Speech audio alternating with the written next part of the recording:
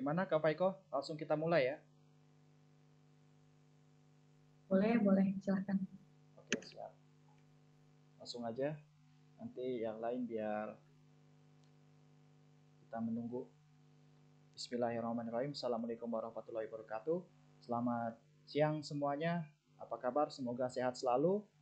Ya, alhamdulillah pada siang hari ini kita bisa melaksanakan kajian ya.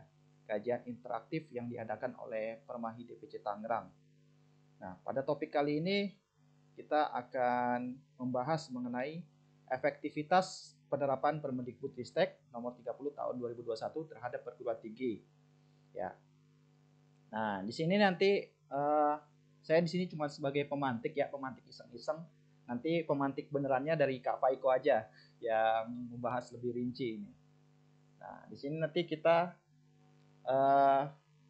istilahnya apa ya? Ya sharing-sharing dan diskusi aja lah. Nggak apa terlalu formal kayak webinar pada umumnya. Ya, karena di sini kita apalagi kalau mayoritas mahasiswa-mahasiswi di universitas tentu sangat menjadi kajian yang paling penting ya. Karena ini kita harus memperhatikan ini mengenai perilaku yang mendiskriminasi kaum wanita khususnya. Harusnya hari ini dimoderatori oleh Saudara Salman ya dari kader Permadi DPC Tangerang, namun karena dia berhalangan hadir karena ada agenda yang urgent dan dia juga harus menghadiri, makanya saya merangkap sebagai moderator sekaligus pemantik iseng-iseng. Nah, gimana Kak Faiko? Mau siapa dulu nih yang memantik nih? Silahkan Ketua Rahman dulu. Waduh. Ya udah dah, saya mantiknya yang kulitnya aja lah biar nanti kita enaknya diskusi bareng-bareng. Oke. Tapi suara saya aman ya, Kak Faiko? Siap, aman. Oke, siap. Sebentar. Saya lupa. Recording in progress.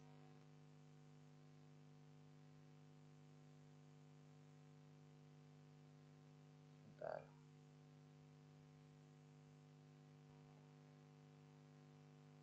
Oke. Ya, saya di sini cuman memantik bagian-bagiannya aja ya. Oke.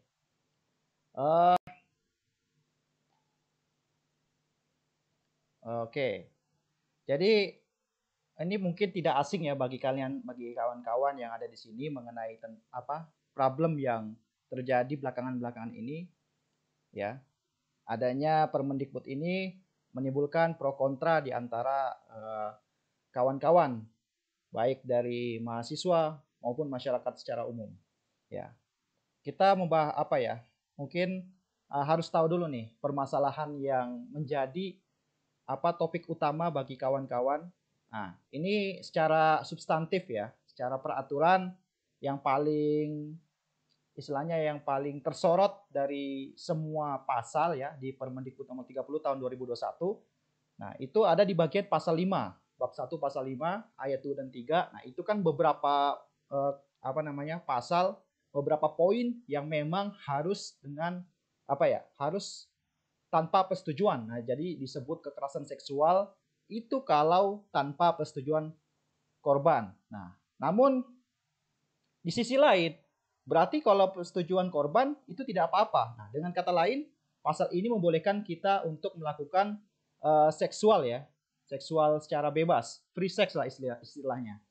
Nah, ini yang menjadi problematika khususnya bagi aktivis agama, tokoh-tokoh agama maupun tokoh-tokoh masyarakat pada umumnya, ya.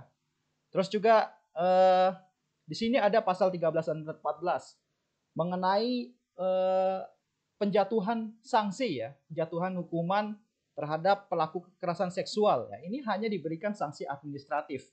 Ya, saya kira ini terlalu ringan ini. Ringan.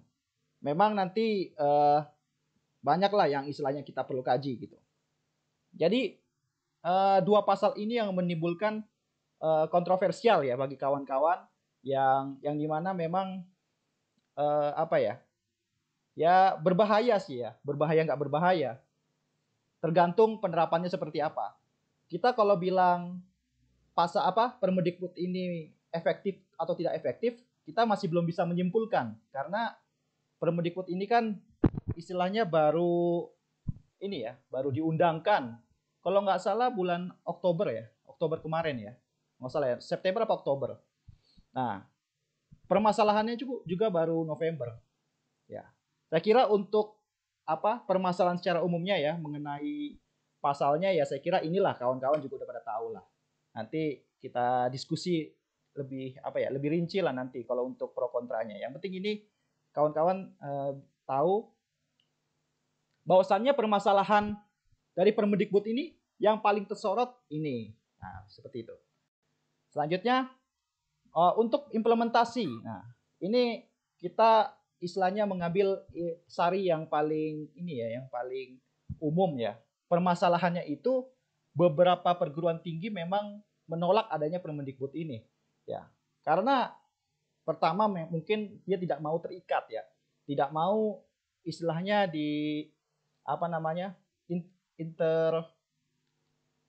diintervensi lah dari pihak luar. Sehingga kalau ini misalnya terjadi adanya kekerasan seksual yang dilakukan oleh mahasiswa atau mahasiswi. Nah, ini kan nanti bisa menjadi rame ya, apalagi kalau ini sudah tersebar di beberapa media, di beberapa berita. Ya, tentu ini menjadi blacklist dan lampu merah juga bagi lampu kuning lah buat perguruan tinggi itu sendiri ya. Dia memiliki catatan-catatan yang istilahnya ya catatan hitam lah, apalagi stigma mindset masyarakat. Wah, perguruan tinggi ini sudah melakukan ini udah ada terjadi kekerasan seksual. Nah, ini kan jadi adanya pro kontra lah mengenai penerapan Permendikbud ini. Nah, saya kira itu. Jadi ada permasalahan dari penerapannya. Ya, perguruan tinggi nggak mau menerapkan ya karena ya itu dia nggak mau adanya bocornya kasus seperti itu. Ya, oke. Saya kira ini kawan-kawan sudah paham lah mengenai secara substansi dan implementasi. Namun yang saya ingin saya sedikit tawarkan bagaimana supaya ini lebih lebih efisien ya. Tidak hanya bergantung dengan adanya Permendikbud nomor 30 tahun 2021. Ya. Nah, ini. Jadi saya ingin mendekatkan mengenai teori norma dan jenisnya. Ya, mungkin kawan-kawan di sini ya khususnya mahasiswa hukum kalau tahu mata kuliah logika penalaran hukum atau ilmu hukum ya, pengantar ilmu hukum juga pastilah mendapat materi mengenai norma dan jenisnya. Ya. Nah, saya kira ini tidak usah dijelaskan lah ya. Saya juga bukan dosen nih. Cuman sebagai pemantik iseng-iseng. Ya. Jadi norma ini ya kurang lebih pedoman untuk hidup. Suatu acuan yang membedakan baik atau buruknya perbuatan seseorang. Intinya seperti itu. Nah, fungsi norma ya siapa sih kita di kehidupan yang ya seperti ini kita maunya aman-aman aja, damai-damai aja, nggak maulah adanya konflik, permasalahan dan segala macam. Semuanya pasti mau damai. Semuanya nggak ada yang mau ada permasalahan. Jadi norma itulah yang menjadi rambu-rambu bagi kita semua, bagi masyarakat, supaya perbuatan-perbuatan yang tidak memiliki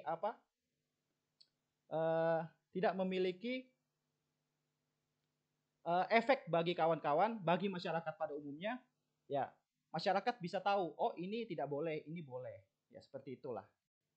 Ya, kalau macam-macam norma ada formal dan non formal. Ya, formal itu kalau memang aturan yang dibuat, tapi ada perumusannya. Jadi ada yang merumuskannya dengan dia bisa dibentuk, ada fisiknya lah ya, bisa ada fisiknya dirumuskan dalam bentuk perundang-undangan ya. Ada undang-undang, perda, ada juga peraturan yang lainnya. Nah, kalau non formal ya kita tahu lah yang tidak tertulis. Ya, biasanya cukup dari hati nurani ataupun dari etika, kode etik yang ada di suatu lingkungan. Oke. Nah, kalau jenis-jenis agama ya, jenis-jenis agama, sorry. Jenis-jenis norma itu biasanya ada 4 ya. Ada 4 yang sedikit saya ketahui. Kalau kawan-kawan di sini nanti ada yang menyanggah, nanti boleh-boleh aja ya. Ya, kalau yang sedikit saya ketahui, norma itu ada 4.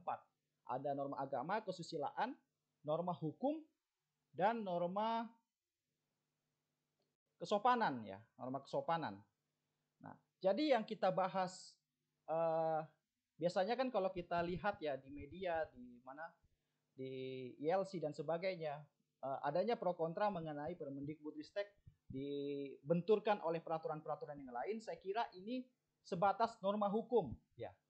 Jangan sampai kawan-kawan di sini bisa terjebak dengan norma hukum aja tanpa melihat norma-norma yang lainnya. Padahal norma-norma yang lainnya seperti norma agama, kesopanan, kesusilaan itu menjadi faktor yang penting juga, faktor pendukung supaya kekerasan seksual ini bisa diminimalisir. Ya. Kalau norma agama saya kira masing-masing memiliki agama yang berbeda, masing-masing memiliki kepercayaan yang berbeda. Nah, tentu itu timbulnya kesadaran dari hati setiap individu. Ya, misalnya larangan untuk berzina, melakukan LGBT dan sebagainya. Ya, tentu itu kawan-kawan juga dari mahasiswa-mahasiswi ya, itu kalau nggak dari kesadaran yang timbul, ya dia nggak mungkin untuk mentaati apa yang dia dipercayai. Ya. Terus bagaimana pengaruh norma-norma tersebut dalam dunia kampus. Ya, saya kira ya adalah di setiap kampus itu memiliki peran masing-masing, memiliki istilahnya orang yang benar-benar berjuang di bidang kerohanian, di bidang rohis. Ya, tentu itu adanya edukasi mengenai kekerasan seksual itu sangat diperlukan. Ya, sangat diperlukan. Indikasi terjadinya kekerasan seksual itu kan dimunculkan dari hawa nafsu. Kalau bukan hawa nafsu kan ya tidak mungkin serta-merta dia tanpa alasan ya melakukan seperti itu. Nah, saya kira ya penting lah. Walaupun memang program-program yang diadakan misalnya seperti kajian, dakwah dan sebagainya, ya kalau dipikir-pikir sangat biasa-biasa aja. Namun kalau menurut saya sih memiliki dampak yang lumayan. Ada juga norma kesusilaan.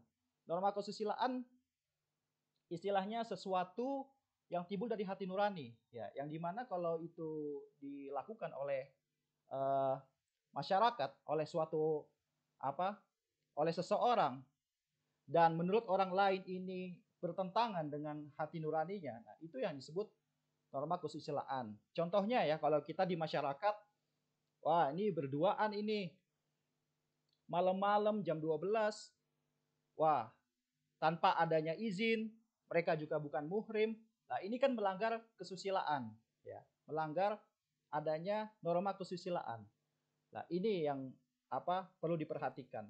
Jadi, budaya di perguruan tinggi itu tergantung ya semua mahasiswa-mahasiswinya, semua perangkatnya saya kira itu menjadi faktor yang paling penting. Tidak hanya dari rektor dan jajarannya yang istilahnya berputar-putar di Permendikbud itu sendiri. Namun dari penerapannya seperti apa dari norma-norma yang lain gitu. Ya, misalnya ya mungkin sudah disebut ya, kalau di Permendikbud nomor 30 tahun 2021 larangan untuk melakukan aktivitas di luar jam operasional. Ya, itu sebenarnya termasuk kesusilaan yang dimana ya kalau dia bukan di jam operasional ngapain gitu. Nah, ini yang perlu diperhatikan. Nah, sebenarnya contohnya banyak ya. Contohnya nanti kawan-kawan bisa memberikan contoh-contoh yang lainnya supaya kita nih memiliki aspek-aspek yang lain bagaimana kita bisa menopang atau melengkapi norma hukum ini yang berbenturan begitu. Nah, di sini juga ada norma kesopanan ya. Norma kesopanan ya tentu lebih ke sopan santun, tata krama, kode etik di kampus. Ya kalau kawan-kawan misalnya tahu gitu kan di kampus larangan memakai pakaian yang seperti ini, seperti itu, seperti itu. Nah, itu saya kira itu salah satu bentuk kode etik. Ya. Tentu kode etik mengenai apa ya, dunia perkampusan. Nah, ini sering terjadi ini yang apa? Ya, saya kira ini untuk hari ini lengkap ya. Ada Kak Faiko sebagai aktivis perempuan, sebagai apa? Perwakilan dari perempuan. Nah, ini saya dari laki-laki nih. Jadi nanti lengkap nih kan dari perspektif perempuan bagaimana nih ya kan mengenai kode etik menggunakan baju ya, baju yang ketat misalnya ya kan, yang mengundang adanya nafsu birahi dan sebagainya. Ini yang menyebabkan indikasi terjadinya kekerasan seksual. Nah, itu yang perlu harus diperhatikan. Tapi ada pertanyaan lain. Bagaimana kalau orang-orang yang sudah tertutup dan sebagainya, tapi dari dosennya juga memiliki apa mindset yang lain? Nah, itu nanti banyak sekali kajiannya ya. Dan ya jangan sampai kita membahas mengenai kode etik berpakaian misalnya. Jangan sampai ini berbenturan dengan hak asasi manusia gitu. Saya kira itu. Nah, norma hukum, saya kira teman-teman juga sudah tahu ya. Ada beberapa pasal dari KUHP sendiri dari 281, pasal 281 sampai 296, di situ memang lengkap ya. Mengenai perzinahan juga ada, tapi perzinahan yang sudah apa? Dalam perikatan perkawinan. Adanya pemerkosaan, adanya pencabulan ya. Kalau pencabulan itu kan dia sesuatu yang menyerang kehormatan kesusilaan. Nah, sebenarnya di KUHP juga sudah diatur. Nah, bagaimana pandangan kawan-kawan mengenai adanya KUHP dengan Permendikbud ini? Apakah bertentangan atau ini justru melengkapi? Nah, saya kira saya cuma sebatas mantik aja ya. Dan kawan-kawan yang mungkin yang belum mengikuti dari awal sampai akhir, maksudnya dari kawan-kawan yang belum mengikuti berita adanya isu Permendikbudristek ini, kita bisa tahu, oh ternyata ini sangat penting gitu.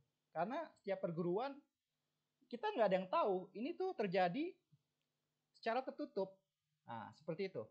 Ya, saya kira saya cukupkan. Nanti pemantik berikutnya nanti dari Kak Faiko. Terima kasih. Assalamualaikum warahmatullahi wabarakatuh.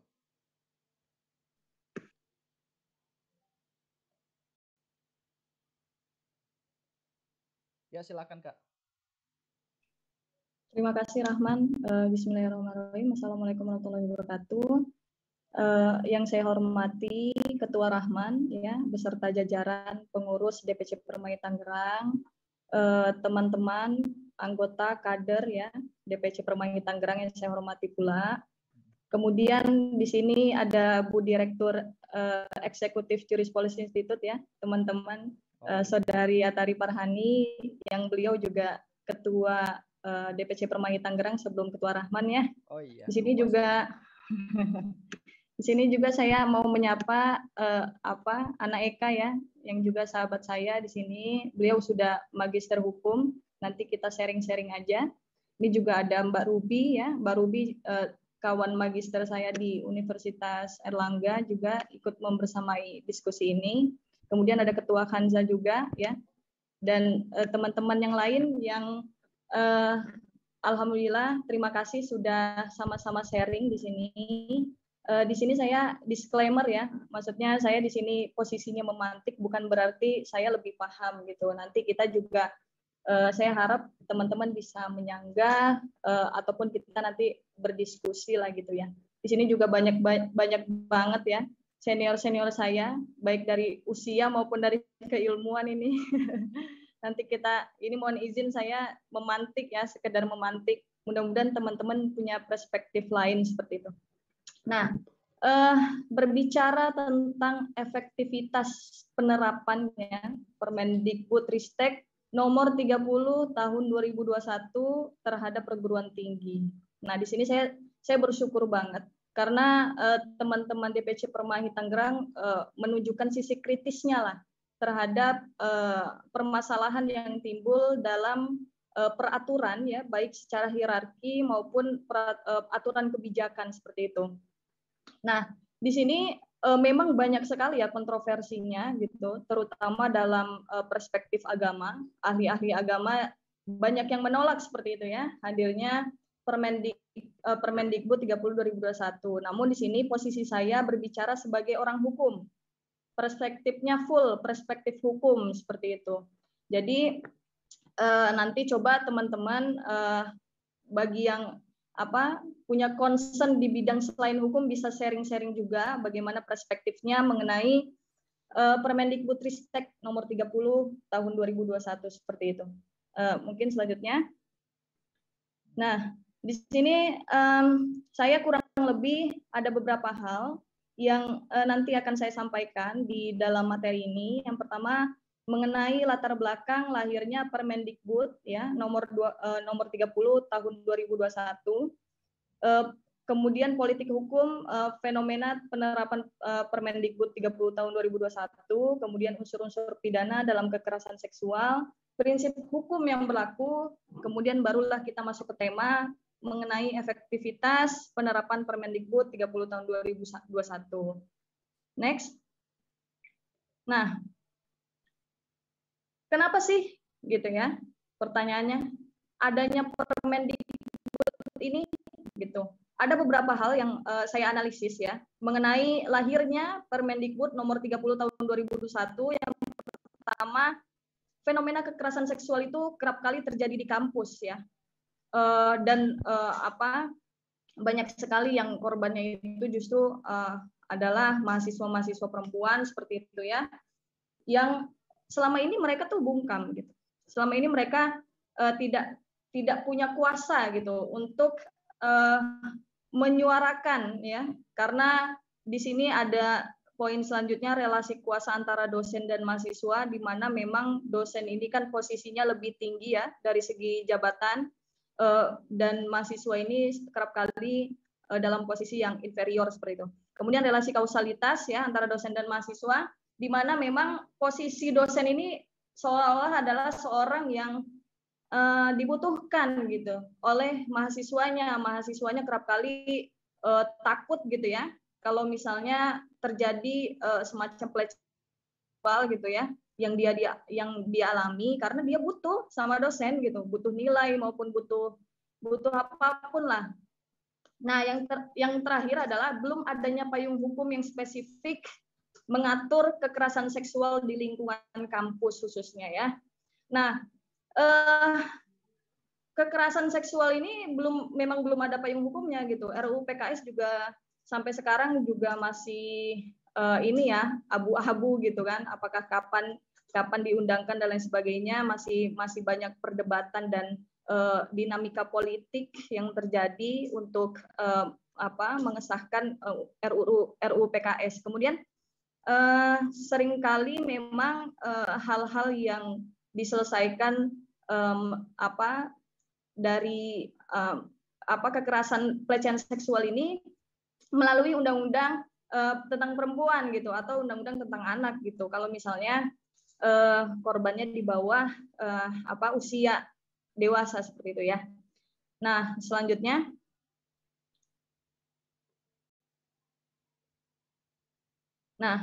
mungkin bisa dibesarkan ya Rahman, mohon izin ini itu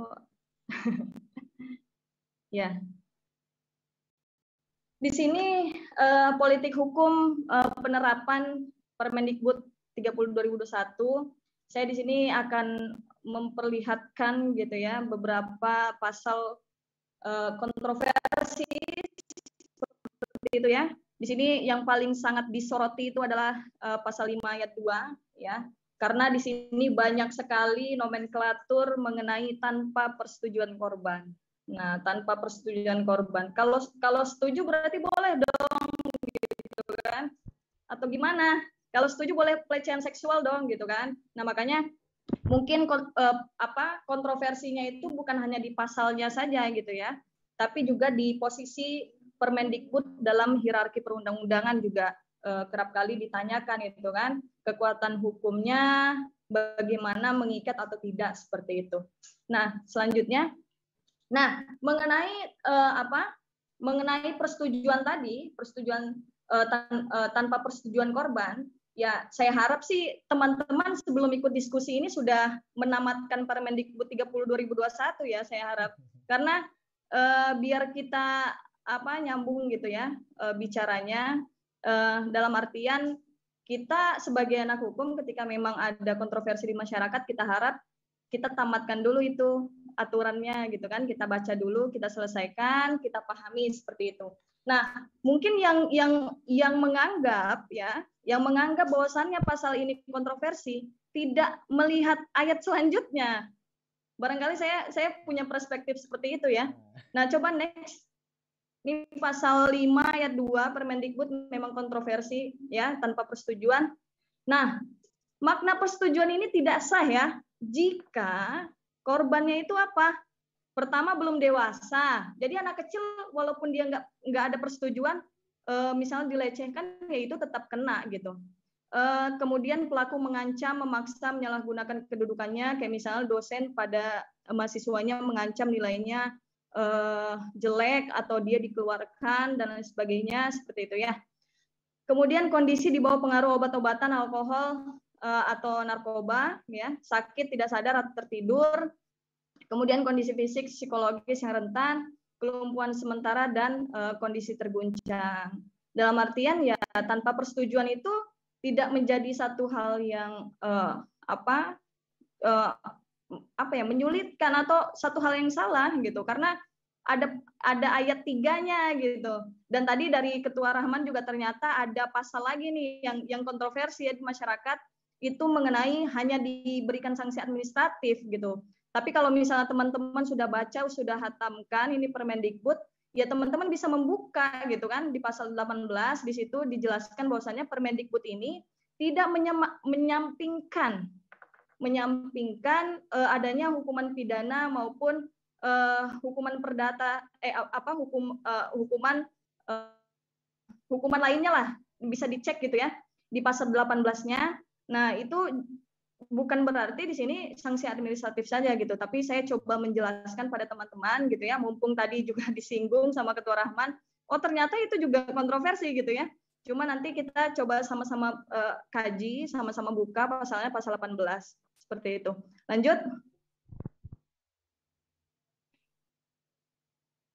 Nah, ada yang mau berpendapat nggak? Bagaimana pandangan kawan-kawan mengenai pasal kontroversi tersebut? Halo? Barangkali ada yang nggak setuju gitu. Ya nggak apa-apa, biar kita semakin terbuka ya. Ada yang mau berpendapat nggak? Atau lanjut dulu? Nah, gimana pandangan kawan-kawan mengenai pasal kontroversi tersebut? Mungkin nanti kita bisa sharing saja gitu ya di akhir sesi. Ya, saya harap banyak sekali yang punya banyak perspektif ya selain apa yang saya sampaikan dan Rahman sampaikan, seperti itu. Lanjut.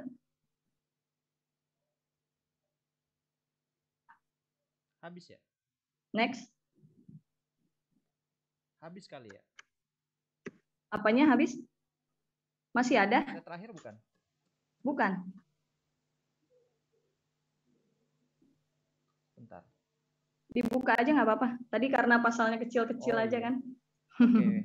Nah, ketika kita ini kan masuknya kekerasan ya, kekerasan seksual. Ketika kita bicara sesuatu hal yang berkenaan dengan pidana atau aspek perdata, aspek tata usaha negara, kita harus melihat unsur-unsurnya gitu loh. Nah, karena ini berbicara tentang kekerasan seksual ya, kita harus lihat dulu apakah memang masuk ke dalam unsur-unsur kekerasan seksual gitu ya. Karena berbicara tentang kekerasan seksual. Yang pertama, definisi. Kita berangkat dari definisi kekerasan seksual itu adalah ketiadaan concern atau ketiadaan persetujuan dari kedua belah pihak. Nah, ini ketiadaan persetujuan. Nah, yang kedua, tidak semua kerugian, penderitaan, ataupun kerusakan yang terjadi dapat dipidana. Kok bisa? Ya, karena ada satu asas yang mengatakan bahwasannya kerelaan atau persetujuan itu bisa menghapuskan elemen perbuatan pidana. Nah, maka penjelasan tentang tanpa persetujuan itu itu untuk menguatkan ini ya. Jangan sampai ketika itu dihapuskan malah nanti ada unsur-unsur kerelaan lagi gitu dari sang korban seperti itu. Nah, di sini kerelaan yang dimaksud adalah perbuatan yang dilakukan tanpa adanya paksaan ataupun perbuatan yang dampaknya dikehendaki oleh kedua belah pihak. Termasuk perbuatan yang telah disepakati dilakukan oleh seseorang kepada orang lain seperti itu. Jadi ya unsur-unsur kekerasan seksual ya memang harus dijelaskan di situ tanpa adanya persetujuan. Kalau misalnya tidak dijelaskan, ini berakibat pada kerugian yang akan dialami oleh si korban seperti itu. Karena dianggapnya dia rela, dianggapnya dia setuju, dilecehkan dan lain sebagainya seperti itu. Next.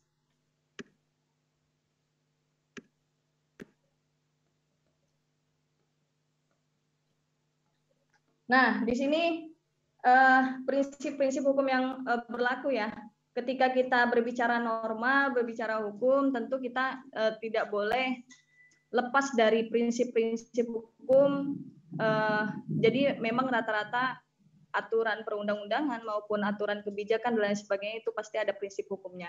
Sini ada kepentingan terbaik bagi korban, keadilan dan kesetaraan gender, ya, kesetaraan hak dan aksesibilitas bagi penyandang disabilitas, akuntabilitas, independen. Masih ada lagi, Man? Kalau nggak salah, ya, kehati-hatian. Satu lagi ya, kalau nggak salah ada tuh. Dan konsisten. Di sini ada teman-teman buka saja di pasal 3 Permendikbud 30 tahun 2021. Next. Jaminan ketidakberulangan. Oke, next. Nah, kita masuk ke dalam efektivitas penerapan Permendikbud. Nah, ini pembahasan inti kita ya. Sebenarnya efektif tidak efektifnya itu tidak bisa diukur dengan apa ya? Kalau tidak misalnya kita memiliki faktor-faktor yang bisa mengukur apakah itu efektif atau tidak gitu. Nah, efektif atau tidaknya ya itu setidak-tidaknya itu ada 3 ini saya tuliskan. Pertama, tidak efektifnya itu tergantung ya dari pengawasan. Pengawasan itu dari tingkat pusat sampai pada penerapan aturannya di setiap perguruan tinggi. Itu juga harus dipastikan bahwasannya penerapannya itu pengawasannya itu ya efektif seperti itu. Nah, yang kedua adalah penerapan sanksi yang mengutamakan restoratif justice. Di sini justru saya lihat Permendikbud ini sudah menjunjung tinggi ini ya restoratif justice. Karena apa? Karena di sini bukan hanya korban yang istilahnya diberikan kesempatan untuk melakukan laporan gitu. Tapi pun ya ini juga bisa kesempatan ini sama halnya didapatkan oleh si pelaku gitu ketika memang si pelaku ini tidak merasa adil ya atas keputusan yang dikeluarkan oleh perguruan kalau di situ bahasanya petinggi perguruan tinggi ya, dalam hal ini rektor ya. Kalau misalnya si pelaku ini merasa tidak adil atas keputusan yang dikeluarkan oleh rektor, baik itu pemberhentian atau penghentian jabatan seperti itu bisa juga gitu menyuarakan ketidakadilan yang dialami. Nah, di sini restoratif justice sudah diterapkan lah gitu. Tinggal penerapannya bagaimana seperti itu kan. Nah, yang terakhir adalah evaluasi berkala terhadap penerapan Permendikbud 30 tahun 2021. Nah, yang saya lihat ya, dalam Permendikbud ini tidak ada mekanisme evaluasi justru ya. Saya tidak melihat mekanisme evaluasi terhadap penerapan dan lain sebagainya. Saya cuma tentang pembentukan Satgas 2 tahun sekali gitu. Mekanisme evaluasi dan lain sebagainya itu tidak saya temukan gitu. Makanya ini mungkin jadi catatan kritis juga untuk penerapan daripada Permendikbud 30 2021. Mungkin cukup sekian ya, sangat singkat. Tapi saya harap memang diskusinya banyak gitu ya. Saya juga tidak memposisikan diri sebagai orang yang lebih paham. Saya harap teman-teman juga punya pendapat gitu ya mengenai Permendikbud 30 tahun 2021. Terima kasih Ketua Rahman, saya kembalikan. Assalamualaikum warahmatullahi wabarakatuh. Waalaikumsalam warahmatullahi wabarakatuh. Siap, wah luar biasa ya. Terima kasih atas pemaparan dari Kak Faiko sebagai pemantik, salah satu pemantik kajian pada siang hari ini. Nah, sebenarnya dari beberapa yang disampaikan, kira-kira dari Kak Faiko sendiri sepakat untuk mendukung adanya Permendikbud ini atau justru inginnya ada perevisian atau bahkan pencabutan Permendikbud ini. Nah, kira-kira kalau dari Kak Faiko sendiri gimana nih?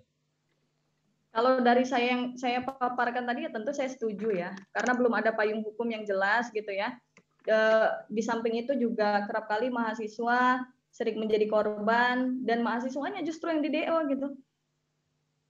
Ya kan? Yang pelakunya diam-diam aja gitu kan, dilindungi dan lain sebagainya. Payung hukumnya tuh nggak ada. Saya ya RUU PKS inilah banyak kepentingan politik sehingga dinamikanya itu cukup cukup rumit gitu sehingga sampai sekarang pun masih hanya wacana-wacana gitu ya. Draftsnya pun belum ada. Makanya ya saya kalau misalnya saya sudah tamatkan ini berapa kali ya, dalam artian sampai pasal kontroversinya saya pahami gitu ya. Ya saya setuju karena tidak bisa dipungkiri kita butuh payung hukum gitu kan untuk melindungi hak-hak korban seperti itu. Oke, berarti dengan kata lain Kak Faiko di sini mendukung adanya Permendikbud ini dan istilahnya ya kalau bahasa kita ya pro lah ya terhadap adanya Permendikbud ini. Karena memang alasannya tadi yang disampaikan karena belum ada payung hukum yang melindungi adanya kekerasan seksual yang terjadi di beberapa perguruan tinggi ya. Jadi mungkin karena belum ada payung hukum yang lain, untuk saat ini ya Permendikbud inilah yang dapat melindungi. Begitu ya Kak ya?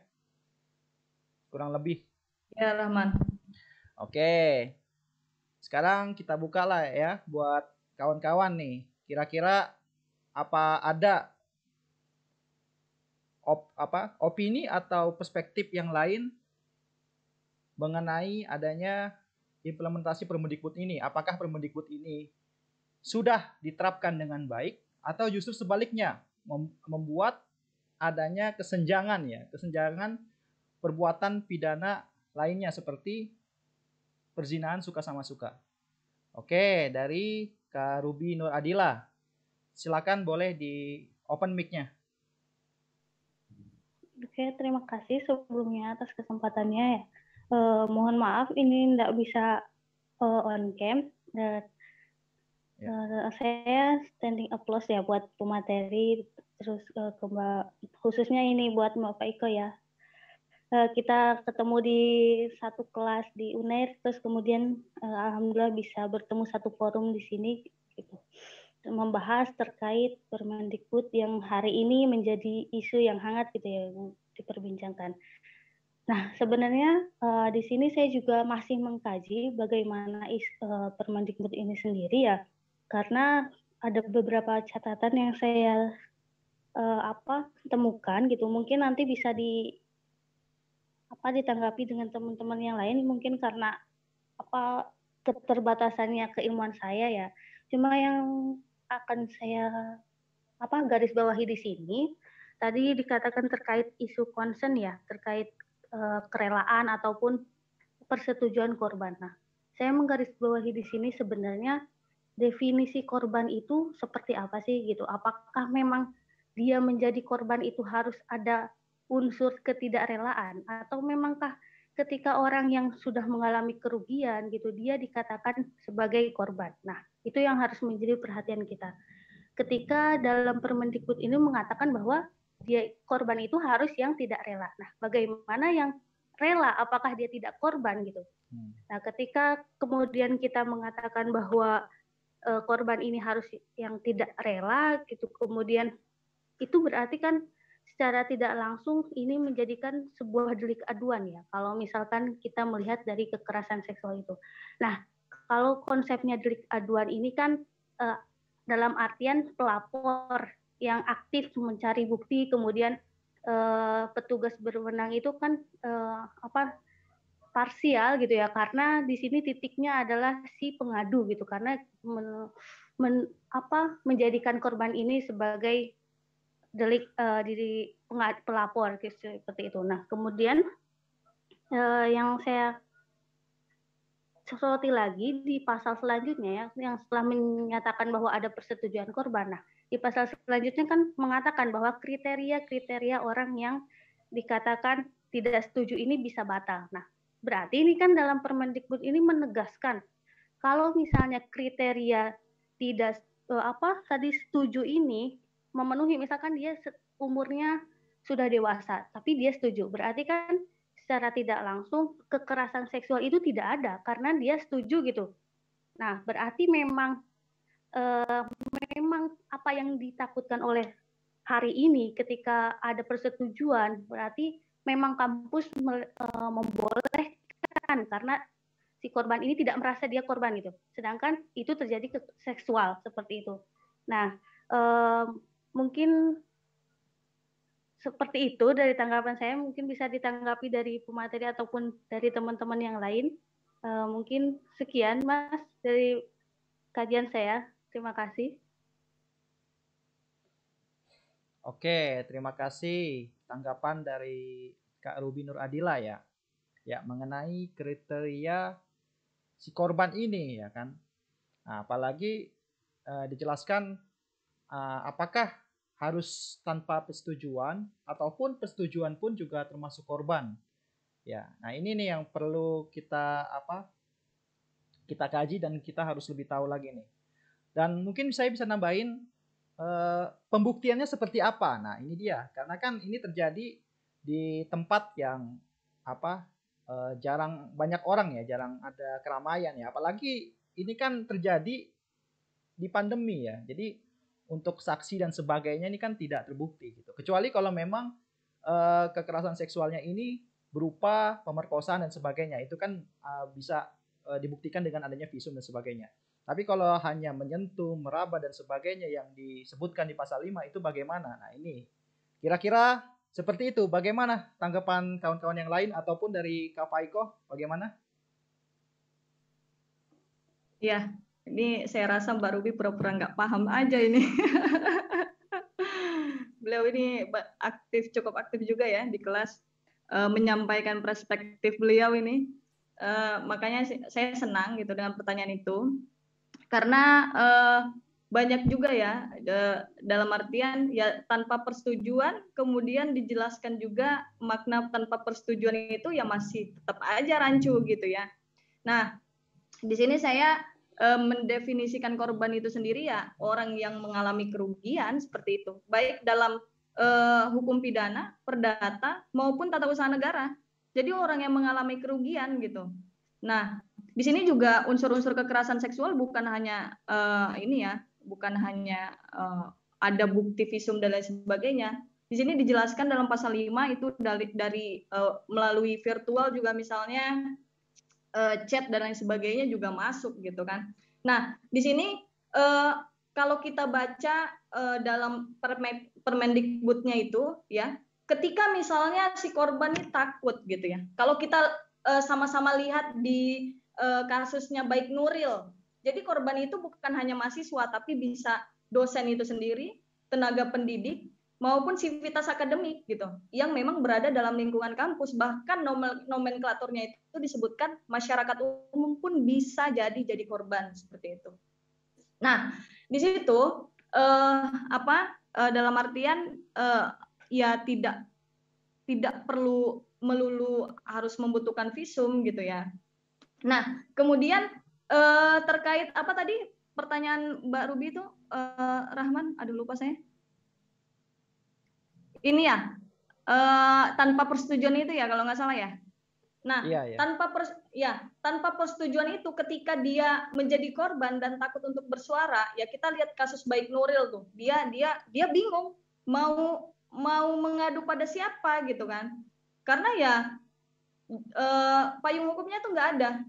Dia justru menjadi korban pada saat itu ya, menjadi korban menjadi pelaku kan, dituntut balik oleh kepala sekolahnya seperti itu. Dia cerita ke temannya ya sebagai orang sahabat dekat tidak menerima hal itu, ya dia kasih tahu ke orang-orang gitu. Nah, dalam hal ini di Permendikbud, ketika misalnya korban takut untuk menyuarakan apa yang dialaminya, itu bisa melalui saksi. Jadi saksi itu bisa ya misalnya si korban ini mengadu dan lain sebagainya, kemudian ini dilihatkan bukti chat yang bernuansa seksual, itu juga bisa gitu, dia mengadu gitu. Nah, kenapa bisa? Ya karena sudah ada nomenklatur yang atau payung hukum yang melindungi si korban dan saksi ini. Sebelumnya nggak ada.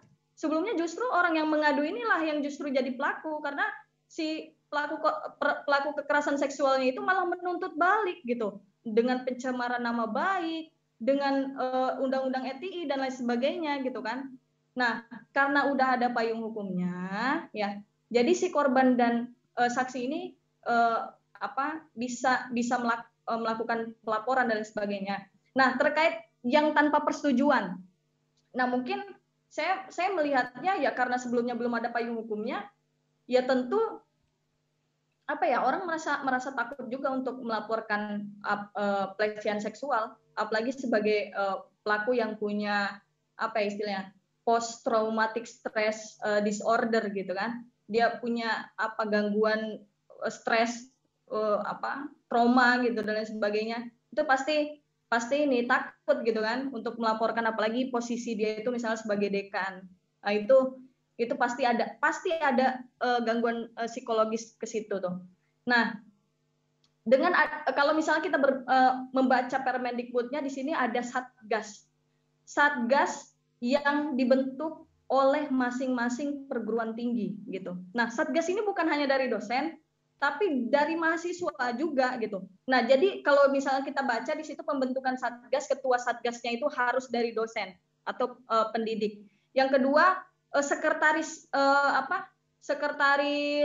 satgasnya ini harus dari mahasiswa, dan barulah anggota dari mahasiswa saja gitu.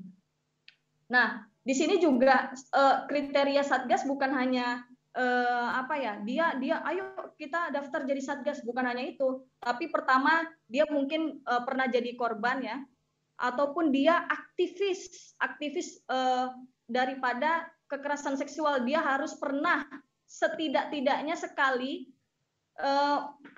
melakukan advokasi mengenai kekerasan seksual. Jadi nggak sembarangan juga orang bisa jadi satgas.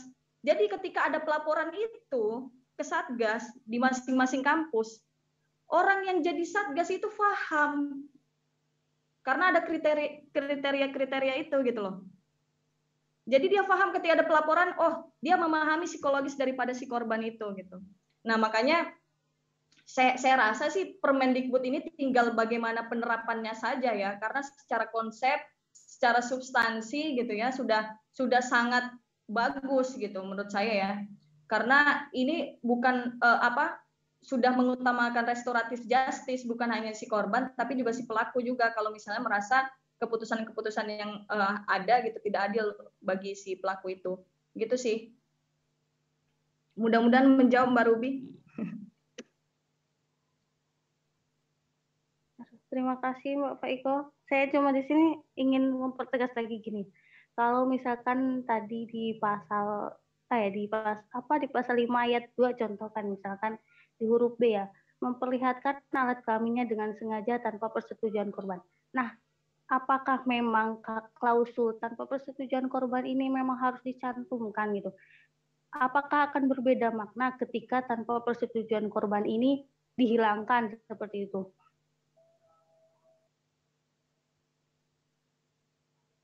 Iya, tadi kan ya terima kasih Mbak Ruby. Jadi memang tanpa persetujuan ini penting untuk dicantumkan ya, karena kalau misalnya dianggapnya memang ketika menunjukkan alat kelamin gitu ya, ya korban dalam kondisi setuju atau tidak kan nggak tahu gitu. Nah, sedangkan hukum pidana itu tidak boleh bermakna ganda atau bermakna lain ya, punya asas lex serta dan lex scripta gitu. Jadi harus jelas gitu nomenklaturnya. Nah, makanya kita harus tadi sudah saya paparkan kenapa definisi tanpa persetujuan itu penting, karena khawatirnya nggak tahu nih kondisi korban apakah rela atau tidak gitu kan. Nah makanya ini menjadi penting untuk ketegasan nomenklatur aja Mbak, karena prinsip tadi lex serta dan lex scripta gitu. Mungkin itu Mbak Ruby. Baik, terima kasih Mbak Faiko. Oke, ya berarti saya kira ini udah jelas ya mengenai apa. Kalau yang menurut Kak Faiko, Permendikbud ini ya tidak boleh bermakna ganda. Ya sudah, ini artinya kekerasan seksual ya tanpa adanya persetujuan. Nah, oke lah. Nah, namun kira-kira apa nih yang Kak Faiko tawarkan solusi kalau misalnya bagaimana ini bisa berjalan dengan baik? Apakah cukup mengikuti peraturan Permendikbud ini ataupun ada unsur-unsur yang lain yang harus dilakukan? Nah, bagaimana nih Kak Faiko? Ya sebenarnya sih saya harapnya ini undang-undang ya, bukan Permendikbud gitu loh. Jadi dalam artian ketika Permendikbud ini kan hanya mengikat beberapa instansi, ketika berbicara Permendikbud itu otomatis yang diikat adalah perguruan tinggi, kemudian sekolah dan lain sebagainya. Tapi yang umum bagaimana gitu kan? Banyak juga kerap kali terjadi kekerasan seksual di luar daripada perguruan tinggi gitu. Ya logika hukumnya seperti ini gitu. Perguruan tinggi kan orang-orang terdidik juga bisa saja punya berpotensi melakukan kekerasan seksual, apalagi orang-orang yang di luar daripada instansi pendidikan seperti itu. Ya masukan saya kalau di Permendikbud ya saya no comment, sudah bagus secara substansi, tapi alangkah baiknya gitu produk yang dihasilkan itu adalah undang-undang seperti itu. Karena mengikat masyarakat umum ya, semua masyarakat Indonesia. Oke, harapan Kak Faiko ini lebih ditinggikan lagi lah ya peraturannya, kalau bisa dalam bentuk undang-undang ataupun dalam bentuk peraturan-peraturan yang memang menurut hierarki lebih tinggi jenjangnya daripada hanya sekedar Permendikbud yang sifatnya self regulation yang berlaku di perguruan tinggi saja ya. Nah, kira-kira bagaimana nih kawan-kawan yang lain? Apakah ada opini atau pandangan yang lain mengenai statement yang sudah disampaikan oleh Kak Faiko mengenai efektifnya atau dukungan adanya Permendikbud nomor 30 tahun 2021. Barangkali di sini ada kawan-kawan yang tidak setuju ya, karena ini mengandung unsur zina suka sama suka atau hal-hal yang lainnya. Nah, kira-kira bagaimana kawan-kawan yang lain? Apa ada yang ingin bersuara? Di sini ada Bang Fauzi Asari ya. Gimana Bang? Kabarnya Bang? Sebagai praktisi hukum dan sekaligus sebagai mantan ketua Permai DPC Makassar nih. Wah, ya. Luar biasa. Kehormatan bagi kami untuk gabung ya Bang ya di diskusi yang dilakukan pada siang hari ini nih. Gimana Bang Fauzi, pandangan Abang nih mengenai adanya seperti ini nih? Ya, saya belum membaca. Terus memang yang yang menarik tadi tuh, tapi sudah dijawab terkait frasa tanpa persetujuan. Tanpa persetujuan ini memang mungkin bisa nanti dijelaskan oleh saudari pemateri Rekanita Faikoh Nur Aziza, itu bagaimana sebenarnya pembuktian dari frasa tanpa persetujuan. Contoh kasus misalnya ada sebuah mahasiswi menghadap kepada dosennya. Nah, biasa kan ada diiming-imingi untuk dapat nilai bagus. Nah, itu kan bisa juga dikatakan terus dia mau dengan nilai bagus, dengan melakukan sesuatu yang tentunya bernuansa termasuk dalam kekerasan seksual atau pelecehan misalnya. Tapi dia setuju. Nah, itu bagaimana kemudian apakah kemudian oknum dosen tersebut bisa mendapatkan hukuman sesuai dengan Permendikbud ini, tapi kan frasa tanpa persetujuannya itu tidak terpenuhi. Mahasiswinya setuju-setuju saja dengan catatan ya dapat nilai bagus itu tadi. Nah, kemudian yang kedua mungkin semenjak Permendikbud ini menurut pemateri bagaimana efektivitasnya dalam artian kasus-kasus yang terjadi setelah adanya Permendikbud ini menunjukkan tren menurun atau meningkat. Mungkin itu saja Ketua Rahman. Saya mohon tadi matikan kamera karena memang juga mau berangkat untuk tes antigen, tapi mengikuti dari tadi. Siap. Lagi ada kegiatan nih kayaknya nih ya. Salam Bang Fauzi nih. Bang Fauzi nih. Nah, ini apalagi Bang Fauzi ini calon dosen kan. Udah lagi ini ya Bang ya, lanjut S2 ya. Apa udah selesai Bang? Udah selesai ya? Sementara menyusun. Nah, penting ini nih. Justru nanti yang khawatirnya hal-hal seperti ini kan bisa dijadikan referensi ya buat dosen-dosen celah untuk melakukan kekerasan seksual. Nah, ini kan sangat bahaya nih. Bagaimana cara pembuktiannya supaya kita tahu solusinya kalau misalnya ada sesuatu yang terjadi. Gimana Kak Faiko tanggapannya mengenai ini? Ya, mungkin perlu saya jelaskan kembali ya. Tadi sempat saya singgung juga bagaimana proses ya ketika kasusnya seperti itu gitu ya. Nah, jadi ketika misalnya kasusnya seperti itu dan ternyata si korban ini mengalami pelecehan seksual gitu ya. Itu setuju atau tidak gitu. Nah, maka tadi kembali lagi tuh di pasal 3 ayat 3-nya tuh sudah dijelaskan gitu kan. Mengancam dan lain sebagainya. Itu nggak berlaku tanpa persetujuan itu. Ada unsur-unsur tertentu itu yang mempengaruhi batalnya batalnya nomenklatur tanpa persetujuan. Jadi walaupun dia setuju, itu kan dijebak ya dia ya, dalam artian dijebak dan lain sebagainya, itu menjadi otomatis batal. Menjadi otomatis batal. Artinya ketika memang terjadi pelecehan seksual ketika diiming-imingi dan lain sebagainya. Coba di next slide saya ada tuh. Boleh ditunjukkan biar jelas juga, kita langsung aja berbicara normal gitu ya, bukan kata saya, takutnya ini Kak Paiko nih ngarang-ngarang pula ini kan. Nah, di situ tuh belum dewasa pelaku mengancam, memaksa ya, menyalahgunakan kedudukannya. Itu kan dosen kepada mahasiswa. Ini masuk juga ini, nggak berlaku tanpa persetujuan itu tuh. Nah, kemudian pengaruh obat-obatan, alkohol ya, sakit, tidak sadar gitu. Kondisi fisik, psikologi rentan, kemudian kelumpuhan sementara, kondisi terguncang itu juga nggak masuk tuh tanpa persetujuan. Walaupun misalnya dia setuju karena kondisinya seperti itu kasusnya, maka bisa dikatakan si dosen itu sudah melakukan kekerasan seksual seperti itu. Nah, kemudian terkait dengan apakah misalnya pasca terbitnya Permendikbud ini kasus-kasus menurun gitu.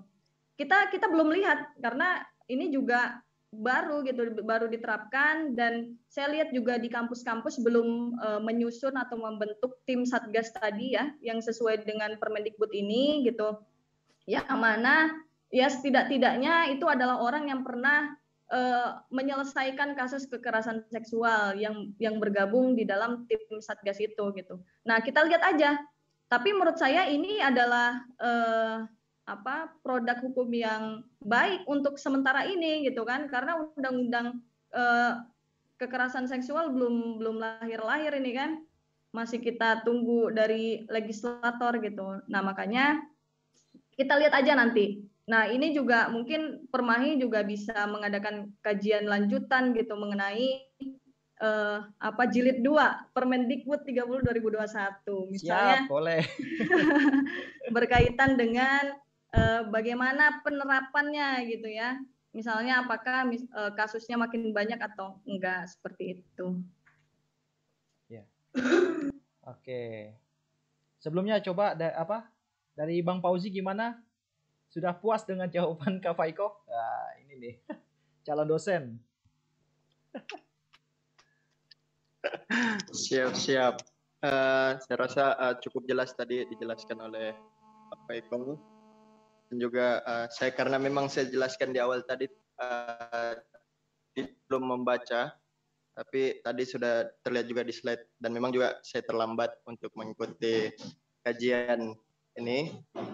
Ya mungkin menarik tadi dari pengurus DPN langsung yang memberikan ini, jadi otomatis akan diselenggarakan lah itu ya. Wah, siap. Mengukur, karena kan memang judul kajian kita efektivitas.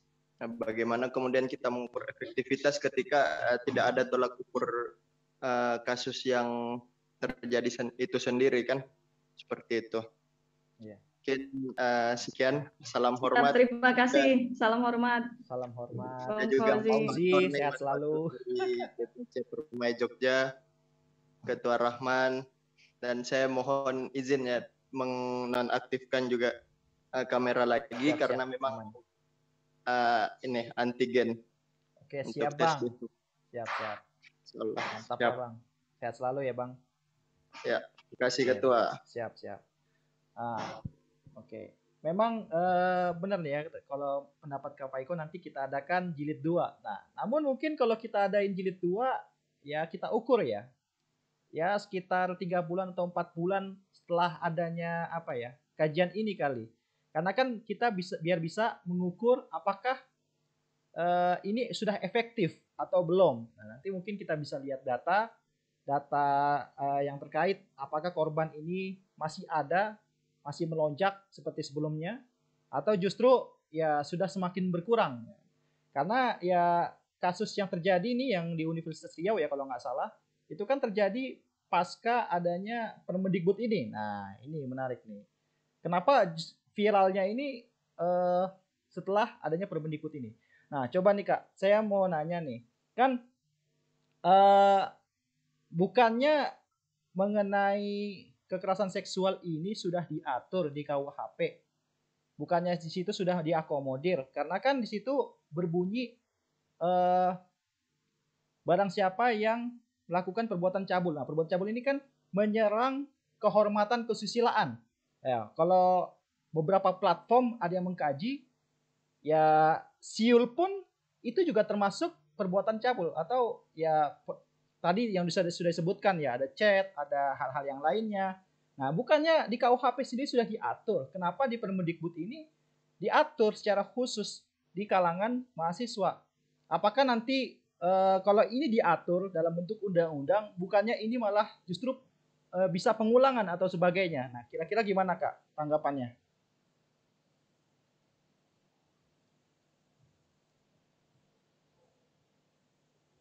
Halo? Ya. Ya, mungkin kan kalau misalnya memang berbicara hukum pidana ini kan perbuatan ya, perbuatan hukum seperti itu. Nah, jadi pencabulan ini juga sejauh ini definisinya bagaimana gitu ya. Ketika misalnya sekarang itu kan KUHP itu sudah berbicara undang-undang kitab undang-undang hukum pidana masa Belanda seperti itu, dengan kemajuan teknologi gitu ya, yang sekarang bermacam-macam gitu ya, metode pelecehan seksualnya itu apakah mengakomodir? Masih belum juga, saya rasa masih belum mengakomodir, karena pencabulan ini ya banyak maknanya gitu. Nah, misalnya diatur dalam Permendikbud tentang kekerasan seksual. Nah, ini kan lebih luas lagi ya, maksudnya mencakup bukan hanya pencabulan, hal-hal lain yang di luar pencabulan ketika itu mengandung unsur-unsur kekerasan seksual ya, itu bisa masuk gitu, bisa dijerat gitu kan, bisa ditindak ya secara hukum seperti itu. Oke, berarti dengan kata lain ini sifatnya masih general ya, kayak masih ya secara spesifiknya cabul itu konkretnya seperti apa? Nah, mungkin yang saya tangkap dari adanya Permendikbud ini menjelaskan yang secara rinci, oh ternyata ada loh nih seperti meraba atau merekam video atau apa. Nah, ini kan sudah ada gitu. Nah, itu sangat menarik nih ya. Nah, kira-kira bagaimana nih kawan-kawan yang lain nih? Nah, ini kita harus kritisi nih. Soalnya kalau nggak ada wadah seperti ini, kita yang ada malah opini diri sendiri, tidak ada lawan. Yang ada justru kita bisa buntu gitu. Iya apa enggak? Efektif apa enggak? Nah itu. Coba saya mau lihat kawan-kawan yang lain dari. Oh, ada Fatur Rahman dari Jogja juga ya. Maaf tadi tidak Iya. disapa. Aduh, terima kasih. Saya sebutin dulu ya. Nah, ini kita udah kayak ini ya apa? YouTuber gamer nih ini. Ya di sini ada Bang Dimas, KEN, Eni ini dari Permai Tangerang, Fatur dari Jogja ya, Ana, Muhammad Bang Fauzi, Yasin, Faizal, Bang Niatman. Nah, Bang Niatman ini juga dari kader Permahi sama Ruby. Nah, kira-kira di antara statement yang disampaikan nih, ada opini yang lain nggak Pak atau pandangan-pandangan yang lain mengenai efektivitasnya ini? Kira-kira gimana? Yang baru sarjana hukum itu mungkin Yasin, Yasin, ya kan? Fatur nih gimana nih? Saya lihat nih kajian mulu Fatur. Ini di Instagramnya saya lihat lah bolak-balik jadi pemateri nih. Gimana nih Bang Fatur? Kayaknya lagi sibuk nih kayaknya. Fatur. Tidur Fatur nih. Bang Amin ya.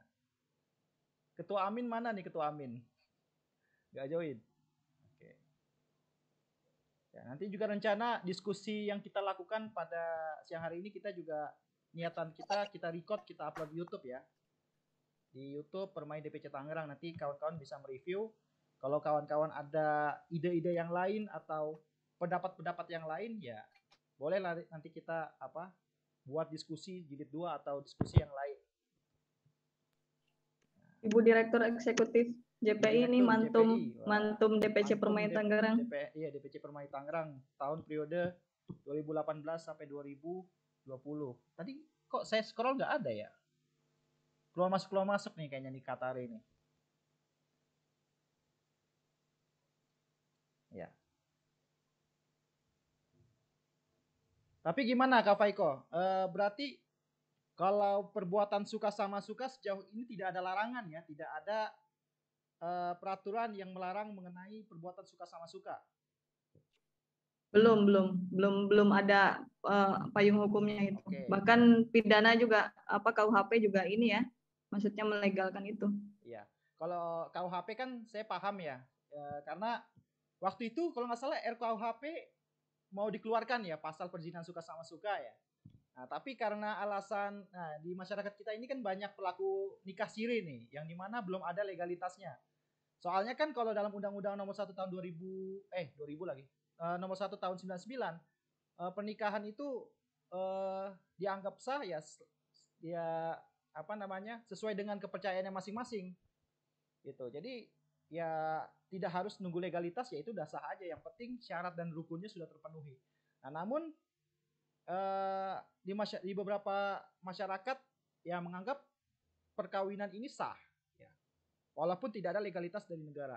Namun dengan adanya RKUHP kemarin, kalau misalnya seandainya disahkan, nah apa jadinya nanti pelaku nikah siri bakal kena semua ini kan. Nah, kalau urgensinya memang yang tidak diloloskan ya karena seperti itu. Nah, beda ceritanya nih sama Permendikbud ya kan. Kalau Permendikbud nih rata-rata kan lingkungannya, budayanya ya masyarakat mahasiswa-mahasiswi yang belum menikah nih kan, ya ngapain gitu mereka istilahnya melakukan hubungan seperti itu ya. Kalau bukan kalau muhrim ngapain di kampus gitu kan, ya di luar juga bisa gitu. Nah, tapi kalau di kampus ini kan mereka ya pasti bisa dijerat gitu. Nah, jadi berarti untuk saat ini ya kalau misalnya ada yang tadi kan pasal 5 yang tanpa persetujuan kayak memegang, memeluk dan sebagainya, kalau itu dia suka sama suka berarti ini masih nggak jadi masalah ya Kak ya? Belum ada masalah kan? Berarti ya masih ada peluang seks bebas ini nih. Iya, belum ada payung hukumnya itu. Oke, siap, siap. Nah, ya justru sebenarnya masukan saya ya itu kita tidak boleh apa ya terjebak dari apa adanya norma hukum dari Permendikbud aja, tapi norma-norma yang lain harus ditekankan gitu. Walaupun misalnya dosen sama mahasiswa atau tenaga kerja yang lainnya ya, jam-jam yang mendekati inilah, kan ada juga yang operasionalnya sampai malam juga ada. Ya, ada laki-laki dan perempuan ya kan, mereka dalam satu ruangan. Nah, ini kan secara kode etik seperti apa gitu kan. Nah, secara etika bagaimana, harus ada yang ini, yang apa? Mengawasi mereka. Walaupun memang belum ada konkretnya ya, sesuatu yang mengatur suka sama suka ini. Tapi saya kira norma-norma yang lainnya nih yang harus berperan penting supaya orang-orang ini tidak apa ya, seenaknya aja gitu. Nah, gimana nih kawan-kawan yang lain nih? Nah, kayaknya nih kawan-kawan nih udah pada puas semuanya nih dengan pendapatnya Kak Faiko nih. Karena hari ini belum ada yang menyanggah adanya apa? Sudah disanggah tadi sama Mbak Ruby itu. Oh iya, itu kayaknya katanya ini cuma mancing ya. Cuma mancing apa ngetes? Oke. Kalau kira-kira gimana? Ada yang lain? Dari Bang Niatman, Bang Yasin, ada Bang Fatur. Nah.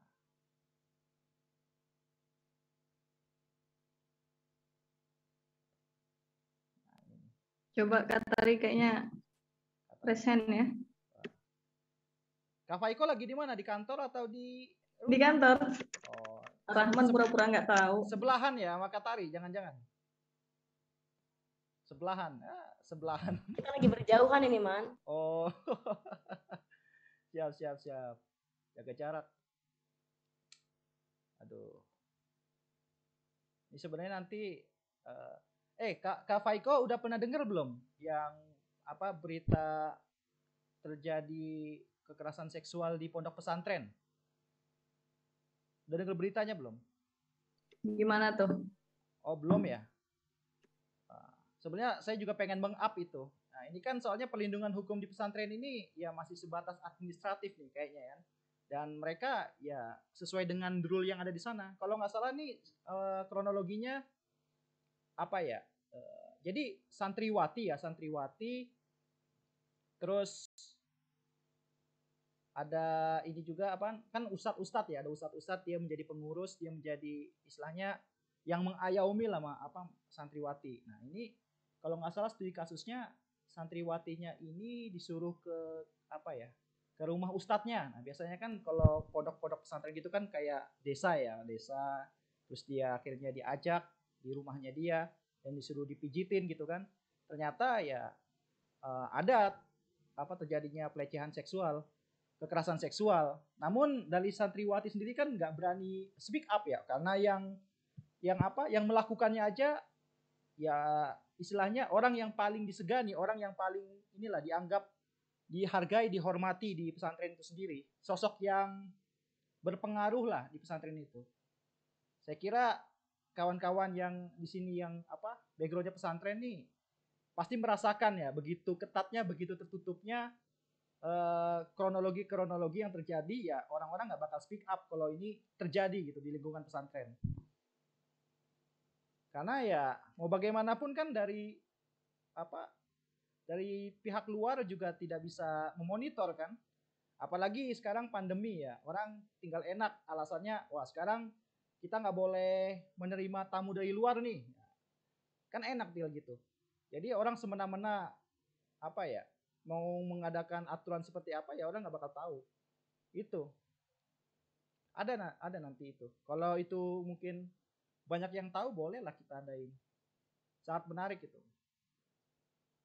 Di universitas, di pesantren. Gimana nah itu ya Man ya. Gimana? Saya juga maksudnya dari pesantren juga gitu, dalam artian kita sama-sama tahu gitu ya bagaimana mekanisme pesantren gitu ya, sangat ya tertutup lah gitu. Nah juga ini yang maksud saya tuh harusnya jadi undang-undang gitu kan, maksudnya ada undang-undang yang memberikan perlindungan gitu terhadap korban kekerasan seksual, apalagi kalau berbicara pesantren kerap kali itu di bawah umur gitu ya, maksudnya banyak sekali gitu santri-santri yang ya kategori usia belum dewasa seperti itu. Nah maka mungkin ini menginspirasi ya para legislator atau Kemenak gitu ya, karena berbicara pesantren ini bukan ya bukan jalur koordinasinya ke Kemendikbud tapi ke Kemenak seperti itu. Nah makanya ya mudah-mudahan ini sebenarnya ya lahirnya Permendikbud ini ya gara-gara itu, nggak ada yang berani speak up gitu loh, walaupun mereka dari perguruan tinggi, karena ya berbicara jadi korban kekerasan seksual kerap kali malah didiskreditkan ya, masa sih gitu kan, taunya ini dosen baik banget kok, masa sih digituin gitu. Nah makanya kerap kali korban yang malah udah mah dilecehkan, terus dibully gitu ya, nggak habis-habis itu ya perlakuan yang tidak baik gitu yang dia alami, ya semakin trauma gitu kan, ya gitulah. Maksudnya ya ini juga harusnya apa ya berbicara pesantren juga kan, maksudnya ada aja gitu ustadz-ustadz yang apa ya yang keluar jalurnya gitu. Pastilah. Makanya namanya peraturannya juga juga kita nggak ada yang tahu loh, walaupun iya. dia mohon maaf gitu kan hafiz gitu atau apa ya, sebenarnya nggak kurang menjamin juga sih kalau dia sudah punya apa istilahnya iman yang kurang kuat lah istilahnya. Terus kan apa namanya tuh, apa tuh di laki-laki tuh ke ini ya, kemampuan seksnya gitu yang berlebih itu, libido itu kan juga mempengaruhi sebenarnya tuh, jadi nggak cukup satu istri. Oh ya. Kerap kali ya ketika dia jadi ustadz kemudian lihat santriwati yang cakep-cakep gitu kan, yang kira-kira agak-agak polos gitu, dijebaknya seperti itu gitu. Iya. Ini saya pas cerita itu Rahman langsung merinding saya ini, gara-gara ya memang kerap kali itu ya dengan mekanisme pesantren yang tertutup itu susah dideteksi juga gitu. Ya, karena pemerintah selama ini percaya aja pesantren gitu kan, nggak mungkin, ya bukan nggak mungkin banyak yang nggak speak up gitu kan. Betul. Kayak gitu.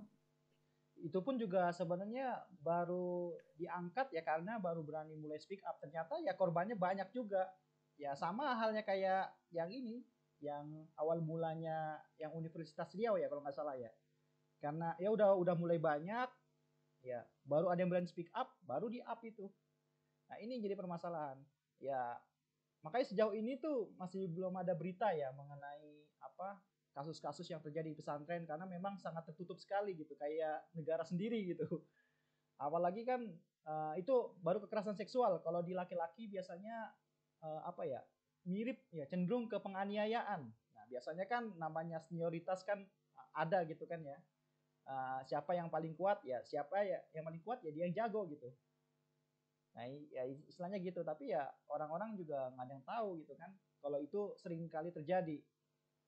Baru di up kalau dia baru melapor, baru speak up. Ya itulah nanti yang sangat apa ya menarik lah kalau kita kaji. Tergantung nanti dari kawan-kawan kalau memang membutuhkan kajian mengenai itu. Tapi ya saya rasa untuk sejauh ini kan masih belum ada aturan ya. Jadi masih susah ya. Kita berbicara dari aspek sosiologisnya aja ini. Kita belum berbicara aspek yuridisnya.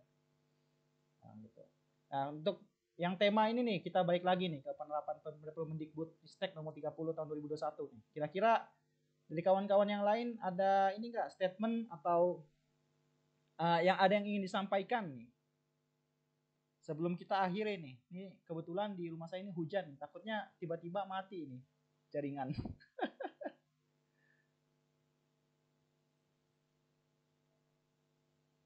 Oke, kalau dari Assalamualaikum Mas Rahman.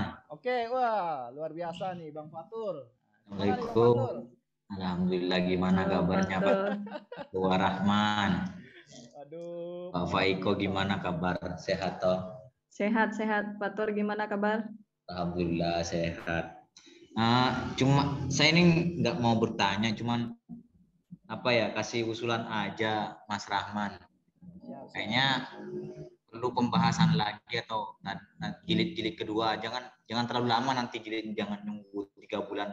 Mungkin sebulan lagi atau sebulan setengah lagi kayaknya perlu dipercepat karena saya kurang puas terhadap penyampaiannya pemateri tadi.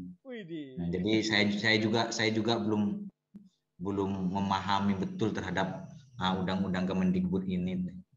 Nah, mungkin itu saran saya, cuman saran aja sih Mas Pak Ketua Rahman. Siap. Okay. Kayaknya menarik ini kalau misalkan nanti dibahasnya lebih detail dan lebih diperluas lagi nanti. Mantap. Oh, boleh lah. Ini kurang lebih masukan ya dari Bung Fatur nih, wakil dari ketua Permai DPC Jogja. Jadi kalau bisa kedepannya ya jangan usah lama-lama lah, 3 bulan, ya, sebulan gitu kan. Tapi nanti judulnya bukan efektivitas nih, karena kita belum ada belum ada perubahan lagi nih. Tapi ya nggak apa-apa lah kalau memang ada yang ingin speak up gitu dari orang-orang yang lebih berkompeten ya gitu ya. Atau biasanya ini dari aktivis perempuan nih, kan mereka biasanya punya data survei nih. Harus banyak-banyak ya memberikan data nih. Saya juga data juga baru mendengar begitu aja nih. Saya juga belum tahu nih perkembangan sejauh ini seperti apa. Tapi yang jelas ya nanti ya insya Allah kita adain lah. Dari Permai DPC Tangerang akan membuat jilid-jilid berikutnya lah kalau memang sangat diperlukan mengenai ada kajian lanjutan. Ya khususnya di Permai. Saya saran Mantum Atari ini kayaknya. Gimana nih? Waduh. Biasanya aduh. Kita harus membangunkan singa yang tidur ini. Gimana dari Katari? Ya, gimana Man? Oke. Kalau ini tadi Kak Faiko berpendapat ya setuju nih, Permendikbud ini ya perlu dipertahankan gitu. Walaupun memang suka sama suka belum ada yang melarang dan itu oke-oke aja gitu. Gitu. Jadi ya ini kan opini ya. Suka sama suka gitu ya. Yang penting setuju nih, tidak perlu ada perubahan, tidak perlu adanya revisi atau pencabutan, ya cukup seperti itu. Nah, kalau dari Katari sendiri gimana nih? Adanya Permendikbud ini, apakah sama atau justru wah ini nggak bisa nih, ini nggak boleh nih adanya Permendikbud kayak gini nih, bahaya ini. Ya, kayak gimana nih dari Katari sendiri? Silakan. Apa nih? Saya harus ngomong apa ini? Waduh. pendapat. Ya, tadi sebenarnya nggak terlalu mengikuti juga ya diskusi teman-teman karena tadi juga keluar masuk ini jaringan agak sedikit problem juga sama jaringan. Tapi memang ini saya mau sapa dulu mungkin ya, kayak siap. Banyak yang saya kenal juga ini teman-teman ya. Iya.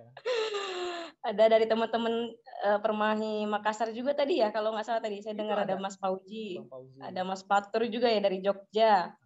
Salam sehat semuanya dan seluruh teman-teman cabang Tangerang. Ada tadi ada Mbak Ruby juga katanya ya. Ada. Ya, karena memang saya juga sebenarnya di Unair sama Faiko, tapi karena saya jarang begitu aktif ya ketika di kelas. Kalau Faiko kan memang anaknya cukup aktif gitu kan kalau bertanya. Kalau saya orangnya kalem-kalem wae gitu. Mematikan.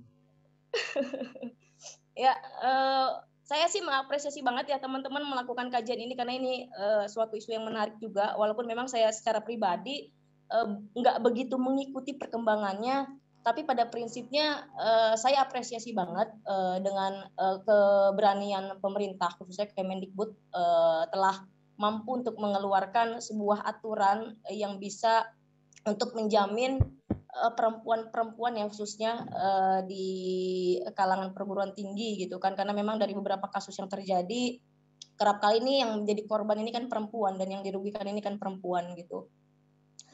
Karena apa? Permendikbud ini sebuah angin segar juga di satu sisi. Kita selama ini 8 tahun lamanya sudah menanti, cukup panjang sekali yang namanya RUU tindak pidana kekerasan seksual.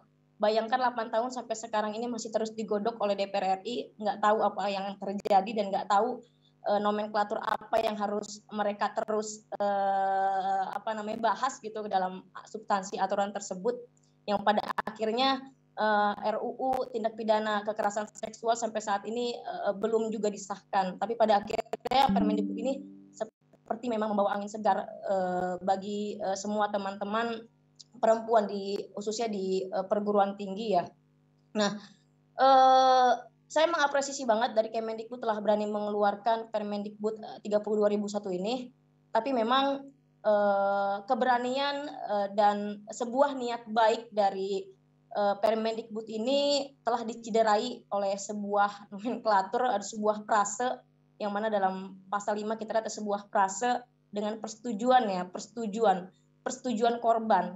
Nah, ini sebenarnya frase yang sangat kontraproduktif dan sangat mengganggu, sehingga nilai-nilai yang sebenarnya memiliki tujuan baik dalam pasal-pasal tersebut sangat terganggu dengan adanya frase, adanya persetujuan korban. Persetujuan korban ini siapa? Korbannya perempuan. Perempuan ini siapa? Perempuan ini kan objek yang harus sebenarnya dilindungi dalam aturan tersebut. Tapi justru dengan adanya frase, dengan adanya persetujuan korban ini menjadi suatu kontraproduktif yang menimbulkan bahwasannya aturan ini bersifat dalam tanda kutip ya agak sedikit liberal gitu kan. Karena apa?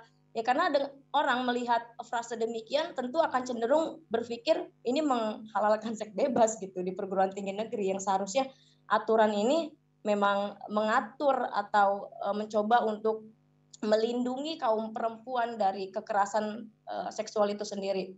Ada yang mereka lupa bahwasannya kalau kita lihat dalam konteks hukum tata negara, misalkan kita berbicara hukum tata negara, maka aturan yang lebih tinggi itu konteks peraturan perundang-undangan adalah konstitusi. Kita tahu bahwasannya konstitusi kita jelas pasal 31 ayat 3 mengatur mengenai suatu sistem penyelenggaraan pendidikan nasional, yang mana dalam pasal tersebut bahwasannya menyelenggarakan suatu sistem pendidikan nasional itu tujuannya apa? Tujuannya untuk meningkatkan keimanan, meningkatkan ketakwaan, serta akhlak mulia dalam rangka apa? Dalam rangka mencerdaskan kehidupan bangsa. Nah, bagian daripada keimanan, ketakwaan, dan akhlak mulia dari generasi bangsa ini nggak akan pernah terwujud. Karena apa? Karena materi muatan pasal 5 ini, ayat 2, khususnya huruf B ya, huruf F kalau tidak salah, dan beberapa huruf lain yang cenderung begitu kontraproduktif sekali karena adanya frase persetujuan korban. Nah, kalau kita lihat juga aturan yang lebih tinggi dari selain konstitusi tadi di pasal 31 ayat 3, sebenarnya kita bisa lihat juga mengenai Undang-Undang nomor 20 ya, 2003 kalau tidak salah, pasal 1 angka 2 yang memang jelas juga menyebutkan bahwasannya mengenai sistem pendidikan nasional kita yang berdasarkan pada Pancasila dan Undang-Undang Dasar Republik Indonesia yang berakar pada nilai-nilai agama, kebudayaan nasional Indonesia, serta tanggap terhadap tuntutan perubahan zaman, gitu kan. Nah, namun dengan adanya pasal 5 ayat 2 ini, Permendikbud ini nomor 30 tahun 2001 pada akhirnya terjadilah sebuah kontraproduktif. Jadi upaya pendidikan karakter tidak bisa terlaksana dengan baik dengan adanya aturan Permendikbud ini. Alih-alih membangun pelajar yang Pancasila gitu kan, pelajar yang memiliki karakter yang baik dengan akhlakul karimah, malah menyuburkan budaya permisif, bahkan juga budaya kebarat-baratan kan jadinya. Karena apa? Adanya pelegalan seks bebas dengan adanya frase persetujuan korban. Itu tafsiran dari saya ya, secara luas gitu kan. Karena kalau kita melihat Permendikbud ini aturan paling rendah dibandingkan ada aturan-aturan lebih tinggi lainnya gitu. Ada undang-undang tentang sistem pendidikan nasional, ada lagi konstitusi kita, ada lagi sumber hukum tertinggi apa Pancasila, yang memang jelas bahwasannya tujuan pendidikan kita itu adalah membangun karakter kepribadian yang baik, yang berakhlak dan berkeimanan yang cukup bagus. Tapi dengan adanya Permendikbud ini, nilai-nilai itu seakan luntur dan menjadi sebuah kontraproduktif yang pada akhirnya jaminan akan korban, khususnya kaum perempuan, untuk mendapatkan keadilan dalam hal kekerasan seksual ini jadi salah kaprah jadinya dengan adanya frase tersebut. Ya mungkin itu sih. Ini hanya sharing aja ya. Ini hanya apa yang coba saya gali gitu dari beberapa unsur peraturan-peraturan yang lebih tinggi dari Permendikbud ini gitu. Karena Permendikbud ini kalau saya sarankan perlu harus ada evaluasi lagi mengenai pasal 5 tersebut, karena ini bahaya banget kalau diterapkan di perguruan tinggi. Itu tadi karena mutil tafsir dan adanya sebuah kontraproduktif yang pada akhir nanti orang berpikir ini melegalkan seks bebas, bahkan melegalkan LGBT nanti nih. Karena apa? Adanya persetujuan korban. Kalau korban setuju berarti kan boleh gitu kan. Dalam arti kata boleh, walaupun belum nikah berarti mereka boleh berhubungan dong kan, seperti itu. Artinya ini yang menjadi bahan evaluasi sih bagi pemerintah gitu kan. Walaupun pada prinsipnya pemerintah ini punya tujuan yang mulia, tujuan baik gitu kan, untuk melindungi kaum perempuan yang selama ini menjadi korban, tapi niat baliknya ini yang dicederai oleh frase pasal 5 tersebut. Ya mungkin itu aja sih dari saya ya. Mungkin kalau ada yang berbeda pandangan itu nggak masalah buat saya, dan ini hanya sekedar sharing kan ya, dan ini juga bukan kapasitas saya juga sebenarnya untuk berbicara demikian, tapi karena dari tadi dipanggil-panggil terus gitu kan. Mungkin karena dipanggil-panggil terus saya coba untuk mengeluarkan sedikit pemahaman saya. Walaupun saya secara pribadi nggak begitu mengikuti perkembangan, tapi saya udah membaca beberapa pasal-pasal terkait di dalam Undang-Undang Permendikbud ini. Kalau dari pemikiran saya sih seperti itu. Jadi mereka tidak melihat aturan-aturan lebih tinggi dan tidak melihat daripada tujuan dan fungsi daripada pendidikan di Indonesia itu sendiri, khususnya pendidikan nasional di Indonesia. Itu sih Man ya dari saya. Oke. Dari Katari sendiri gimana? Permendikbud ini perlu dipertahankan atau justru ada yang harus direvisi, bahkan kalau bisa dicabut? Nah, kalau dari Katari sendiri gimana nih? Secara simpelnya ya harus dievaluasi, harus diperbaiki, khususnya pasal 5 ya. Ini frasanya bahaya juga sebenarnya kalau menurut pandangan saya. Karena Permendikbud ini aturan yang rendah, karena aturan yang dikeluarkan oleh kementerian gitu. Artinya dia harus juga mengacu oleh aturan-aturan yang lebih tinggi, yaitu Undang-Undang Sisdiknas, khususnya juga mengacu pada konstitusi kita juga, khususnya pasal 31 ya, pasal 31 tadi Undang-Undang Dasar 1945 mengenai tujuan pendidikan Indonesia itu sendiri, seperti itu. Oke, siap. Tangkep lah. Ini nih beda pendapat nih dari Kak Paikoh nih. Sebenarnya ya mirip-mirip dikit, cuman tetap berbeda ya. Perlunya ada perbaikan ya, revisi dari adanya Permendikbud ini, karena memang di pasal tersebut nih mengandung ya itu tadi yang sudah disampaikan, liberal seks ya. Nah, ini yang justru apakah ini memberikan dampak manfaat atau justru ini malah membahayakan? Nah, ini jadi kalau dalam Islam tuh kita bisa ini ya, kira-kira mana nih bahaya mudarat yang lebih besar nih? Apakah adanya pasal ini atau justru tanpa ada pasalnya ini sebenarnya ya sudah aman-aman aja? Nah, ini jadi kajian yang menarik ya. Gimana dari kawan-kawan nih? Dari kawan-kawan tadi di sini udah banyak pendapat yang berbeda ya, dari Kak Paikoh maupun dari Kak Atari ini. Mungkin ada yang benar-benar di garis ekstrim yang wah ini nggak boleh ada revisi, ini udah nih dicabut aja nih sekalian, nggak usah ada pasal beginian. Nah, gitu. Saya setuju sih sama Kak Tari ya, dalam artian setujunya gini, saya manggilnya Mantum aja ya, karena Bu Mantum ini kan yang disebutkan adalah dengan persetujuan ya tadi itu juga saya setuju kalau misalnya itu nggak boleh dicantumkan. Tapi kan nomenklaturnya ini adalah tanpa persetujuan gitu loh. Nah, tanpa persetujuan ini beda makna, beda penafsiran, beda definisi seperti itu. Kalau misalnya disebutkan tadi dengan persetujuan, artinya kaidah hukumnya berbeda lagi gitu kan. Nah, kaidah hukum itu kan ada 3 unsur ya. Yang pertama kewajiban, larangan, dan kebolehan. Nah, bagi saya memang Permendikbud ini masuk ke kaidah larangan gitu. Ketika misalnya ada seseorang nih dosen tiba-tiba menunjukkan alat kelamin dia nggak ngomong apa-apa tuh, itu masuk dia. Nah, tapi kalau misalnya berubah nomenklaturnya dengan persetujuan ya, sebagaimana dengan yang disampaikan dengan oleh Mantum ya, Mantum Tari, itu ya saya otomatis nggak setuju. Dalam artian ya bisa jadi itu artinya beda lagi gitu. Nah, ini tanpa persetujuan itu kan artinya di sini menegaskan bahwasannya kondisi daripada korban ini ya tiba-tiba gitu ya, kondisi yang tiba-tiba mengalami kekerasan seksual gitu, yang tiba-tiba unconditionally gitu ya, dia mengalami kekerasan seksual. Nah, maka ya dia sudah apa ya, si pelaku itu ya sudah melakukan suatu tindak kekerasan. Seperti itu mungkin Rahman. Saya setuju dengan Mantum Tari nih, kalau nomenklaturnya dengan persetujuan itu ya nggak bagus itu. Seperti itu. Oke. Tapi tetap beda pendapat ya kan. Kalau yang menurut Kak Faiko, ya udah ini cukup dipertahankan. Nah, tidak perlu direvisi lagi. Nah, tadi kan saya simak tadi ya seperti itu. Tapi dari opini Kak Tari ya ini perlu direvisi. Karena kalau ini dipertahankan ya ada ini justru malah membolehkan lingkungan di kampus ini untuk melakukan hubungan seksual secara bebas. Nah, saya kira kan ya saya nangkepnya seperti itu nih.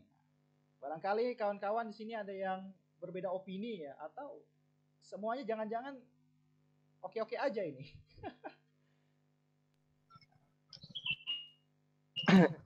Ya, mungkin gitu. Siap.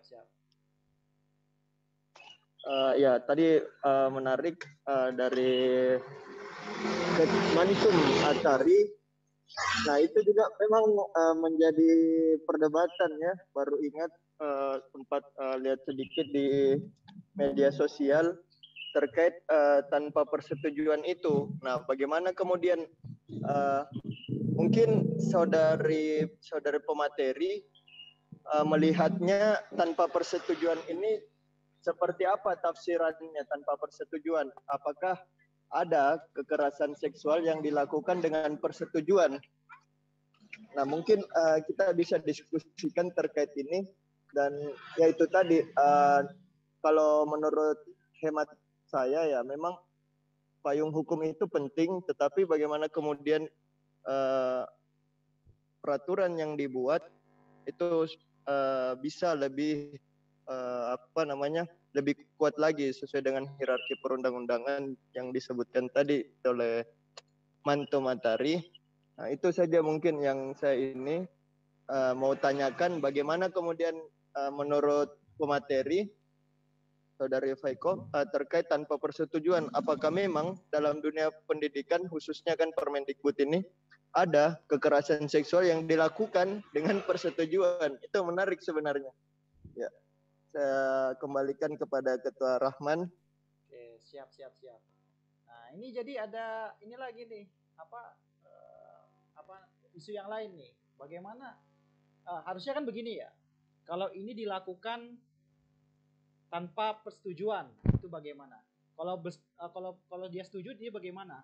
Setuju dalam arti nggak harus kekerasan seksual juga. Yang penting dia istilahnya ini ya, tadi memeluk, meraba dan sebagainya, mengambil video.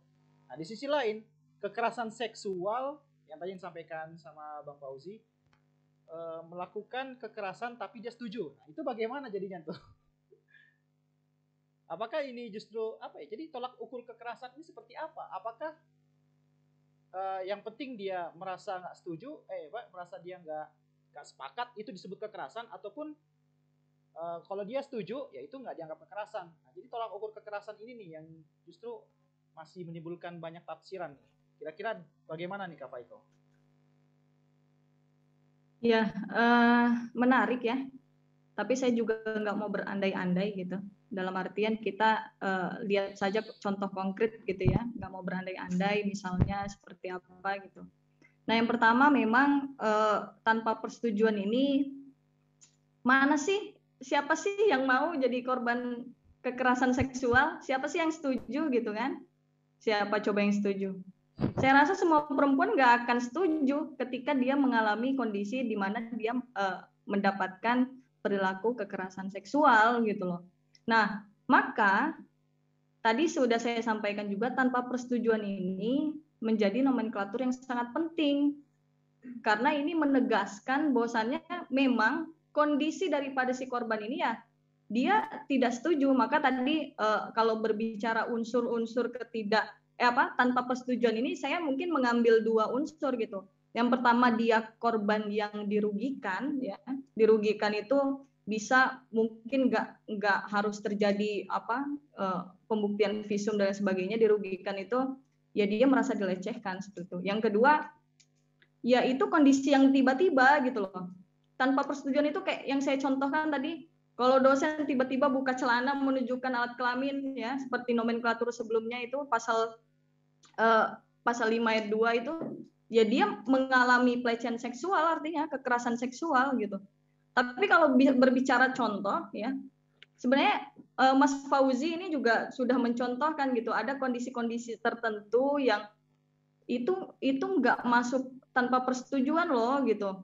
Kayak tadi ada iming-iming ya, mahasiswa suruh datang iming-iming nilai seperti itu. Nah, toh sudah dijelaskan gitu. Ketika misalnya kondisi korban ya di dalam ayat 3-nya gitu, dalam kondisi seperti ini belum dewasa, dalam kondisi pelaku mengancam dan sebagainya sampai ke huruf G gitu ya. Nah, itu tanpa persetujuan itu tidak berlaku. Gitu loh. Tapi di luar kondisi ini, apakah memang perempuan harus apakah semua perempuan setuju mereka dalam kondisi mendapatkan perilaku pelecehan seksual, kekerasan seksual? Saya rasa tidak gitu. Saya rasa tidak ada yang setuju di muka bumi ini gitu kan. Bukan hanya berbicara perguruan tinggi, nggak ada yang setuju gitu. Pun mekanisme pelaporan ketika misalnya korban dalam kondisi terguncang, ya kondisi takut, trauma, stres dan lain sebagainya yang saya sebutkan itu post trauma stress disorder gitu ya. Itu bisa melalui saksi. Saksinya siapa? Ya saksinya itu yang dia cerita gitu kan. Ini buktinya loh dia mengalami kekerasan seksual oleh dosen, ditunjukkan sama temannya, terus temannya lapor, nggak jadi masalah gitu kan. Nah, ini sebenarnya yang menarik ya dari nomenklatur ini. Mungkin kayak gitu ya. Saya rasa sih sudah sangat jelas ya. Tinggal bagaimana pasal ini ya dalam artian mekanisme sosialisasinya pada mahasiswa ya, khususnya yang bukan hukum gitu ya, yang orang hukum aja terjadi perdebatan gitu kan. Iya, apalagi yang di luar hukum gitu. Nah, mekanismenya bagaimana sosialisasinya gitu kan. Benar. Karena ya ini tidak bisa dipungkiri ya, di orang-orang hukum aja mengalami perdebatan seperti itu, apalagi di luar hukum. Nah, ini mekanisme sosialisasinya saya rasa yang harus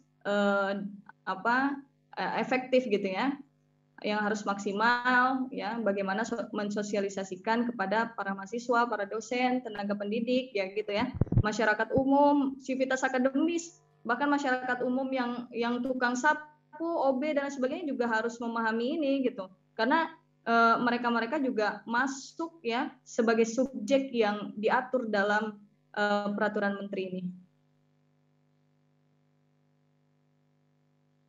Mungkin gitu ya Rahman. Siap.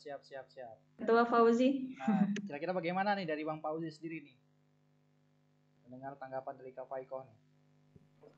Ya, kalau menurut saya tadi kan sudah dijelaskan juga sama saudari Faiko, rekan kita Faiko. Saya kira saya juga sepakat bahwa payung hukum itu penting untuk bagaimana kemudian kekerasan seksual ini tidak terjadi. Cuman memang frasa kata tanpa persetujuan ini yang menjadi perdebatan. Ya, mungkin ya kita sepakat, tapi ya hapuskan saja ini sebagai solusi. Frasa tanpa persetujuan, karena ya tadi juga sudah dijelaskan oleh saudari Faiko bahwa siapa sih yang mau dengan setuju dilakukan kekerasan seksual terhadap guru. Mungkin itu sih Ketua. Salam hormat semuanya. Tadi juga sempat ini sama Pak Atari Mantum sudah keluar lagi kayaknya karena jaringan. Mas Fatur dari Jogja, salam semuanya. Siap. Salam semuanya, sehat selalu. Ya, dari Kak Atari juga izin keluar ya. Semoga Ya, salam Mas Fauzi. Mantap, Bang Fatur. Kak Atari izin keluar ya, karena mungkin ada kegiatan dan urusan. Oke, kalau memang belum ada ini lagi ya. Kita udah nggak kerasa ya, tiba-tiba udah 2 jam aja gitu berlangsung nih. Luar biasa nih. Emang kajian ini tuh butuh apa ya, berjam-jam ini. Udah webinar nasional ini, mohon izin teman-teman. Disita waktunya. Iya. Oke lah. Terakhir gimana nih? Mungkin langsung terakhir ya, statement ini. Closing kayak gimana? Dari Kak Faiko sendiri. Dari Rahman dulu mungkin. Oh, ini pemateri juga kan? Oh iya. Oke, siap. Ya kalau saya kira sih ya pada intinya memang kalau kita berbicara Permendikbud nomor 30 tahun 2021 ya kita tidak akan ada habisnya lah ya. Ada yang sepakat ini diteruskan, dijalankan. Ada juga yang sepakat ini perlu direvisi, bahkan kalau bisa ini dicabut gitu seluruhnya. Nah, memang banyak perdebatan, tentangan. Ya benar tadi yang sampaikan Kak Faiko. Ya anak hukum aja, mahasiswa seperti kita banyak perdebatan ya, apalagi masyarakat awam ini. Masyarakat awam pusing kayaknya ngeliat undang-undang, kayaknya realistis dia, kalau isunya seperti ini pasti ya menolak gitu kan, menolak dan sebagainya. Saya kira perlunya ada sosialisasi. Nah, tapi biar lengkap menurut saya memang harus ada norma-norma yang lainnya seperti yang saya sampaikan sebelumnya, norma agama, kesopanan, kesusilaan, itu harus mengakomodir semuanya yang menjadi pelengkap lah di antara aturan-aturan atau hukum-hukum yang memang masih memiliki kontradiksi ya, khususnya di klausul-klausul yang ada di pasal 2 dan 3 ini. Ya, saya kira nanti itu aja ya. Nah, sementara untuk closing statement itu aja kalau dari saya. Silakan dari Kak Faiko, gimana nih sebelum saya tutup? Ya, saya sebelumnya mengucapkan terima kasih ya teman-teman sudah sampai akhir mengikuti diskusi ini, cukup interaktif juga. Saya juga mengapresiasi ya DPC Permai Tangerang sudah merespon isu-isu hukum seperti itu. Inilah tugasnya kita sebagai mahasiswa hukum seperti itu ya, bagaimana isu-isu itu dikaji secara objektif, secara ilmiah, secara akademis gitu ya, untuk menjelaskan kembali kepada masyarakat. Nah, terkait Permendikbud ini sejauh ini saya belum melihat apakah efektif atau tidak. Tadi tergantung unsur-unsurnya, dari pengawasannya, dari pemberian sanksi dan terakhir itu evaluasi secara berkalanya itu perlu juga, bagaimana penerapannya dan lain sebagainya. Kemudian saya rasa hadirnya Permendikbud ini menjadi payung hukum ya yang cukup baik ya dalam melindungi hak-hak korban kekerasan seksual, khususnya seringkali dialami perempuan ya, karena perempuan ini kerap kali merasa malu, merasa tidak berdaya karena adanya perbedaan relasi kuasa, relasi kausalitas dan lain sebagainya. Nah, mudah-mudahan kita tidak terhenti di sini saja gitu ya. Selepas dari kajian ini kita juga lebih mengkaji dalam lagi. Tadi makanya saya harapannya teman-teman sudah membaca Permendikbud ini sebelum diadakan kajian gitu. Karena sudah lengkap banget, saya rasa secara substansi udah oke banget gitu. Tinggal kita sama-sama mengkawal bagaimana penerapannya di perguruan tinggi kita masing-masing. Ini udah ada dari Jogja ya, dari Tangerang ya, dari di Mas juga ini dari Tegal nih kalau nggak salah, Mbak Ruby di Jogja juga ya. Tadi Jakarta. Iya, Mas Fauzi nih juga kan di Asar. Ya, kita selaku inilah pelaku akademik gitu ya. Ya turut mengkawal ya adanya penerapan Permendikbud 30 2021 gitu. Tidak terhenti di kajian ilmiah, tapi bagaimana kita mengkawal di lapangan gitu ya, agar efektif gitu menjalankan daripada Permendikbud 30 2021. Pun bagi teman-teman ya sebagai mahasiswa yang cukup cukup berpengalaman atau sudah pernah mengadvokasi kasus-kasus kekerasan seksual dalam Permendikbud ini boleh mendaftar sebagai satgas. Jadi teman-teman bisa mengkawal ya isu-isu kekerasan seksual di kampus dengan mendaftarkan diri sebagai satgas ya, agar kekerasan seksual di lingkungan kampus itu tidak terjadi lagi. Kadang aja ada peraturannya tetap terjadi, apalagi tidak ada payung hukumnya seperti itu. Mungkin cukup sekian ya. Mohon maaf apabila banyak kekurangan. Kita sama-sama belajar. Mungkin saya akhiri. Billahi sabil haq sabil khairat. Wassalamualaikum warahmatullahi wabarakatuh.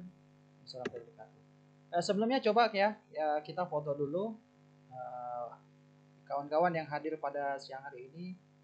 Kalau bisa, kalau ini ya berkenan dibuka kameranya, kita foto bersama. 1, 2, Bang Fauzi ganteng banget. 1, 2, 3. Lagi.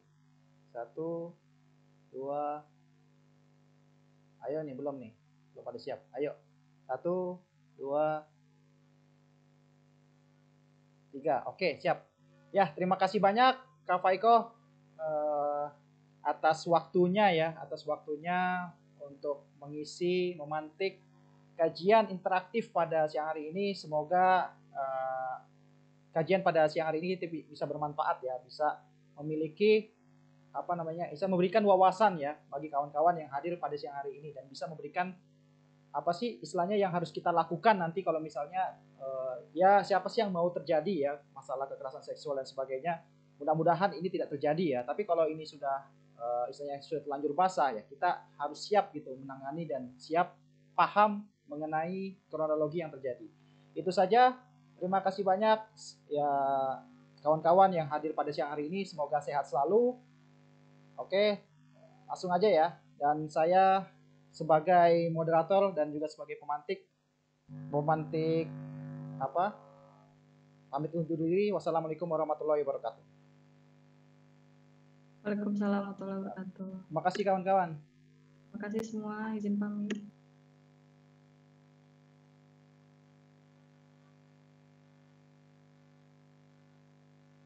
Recording stopped.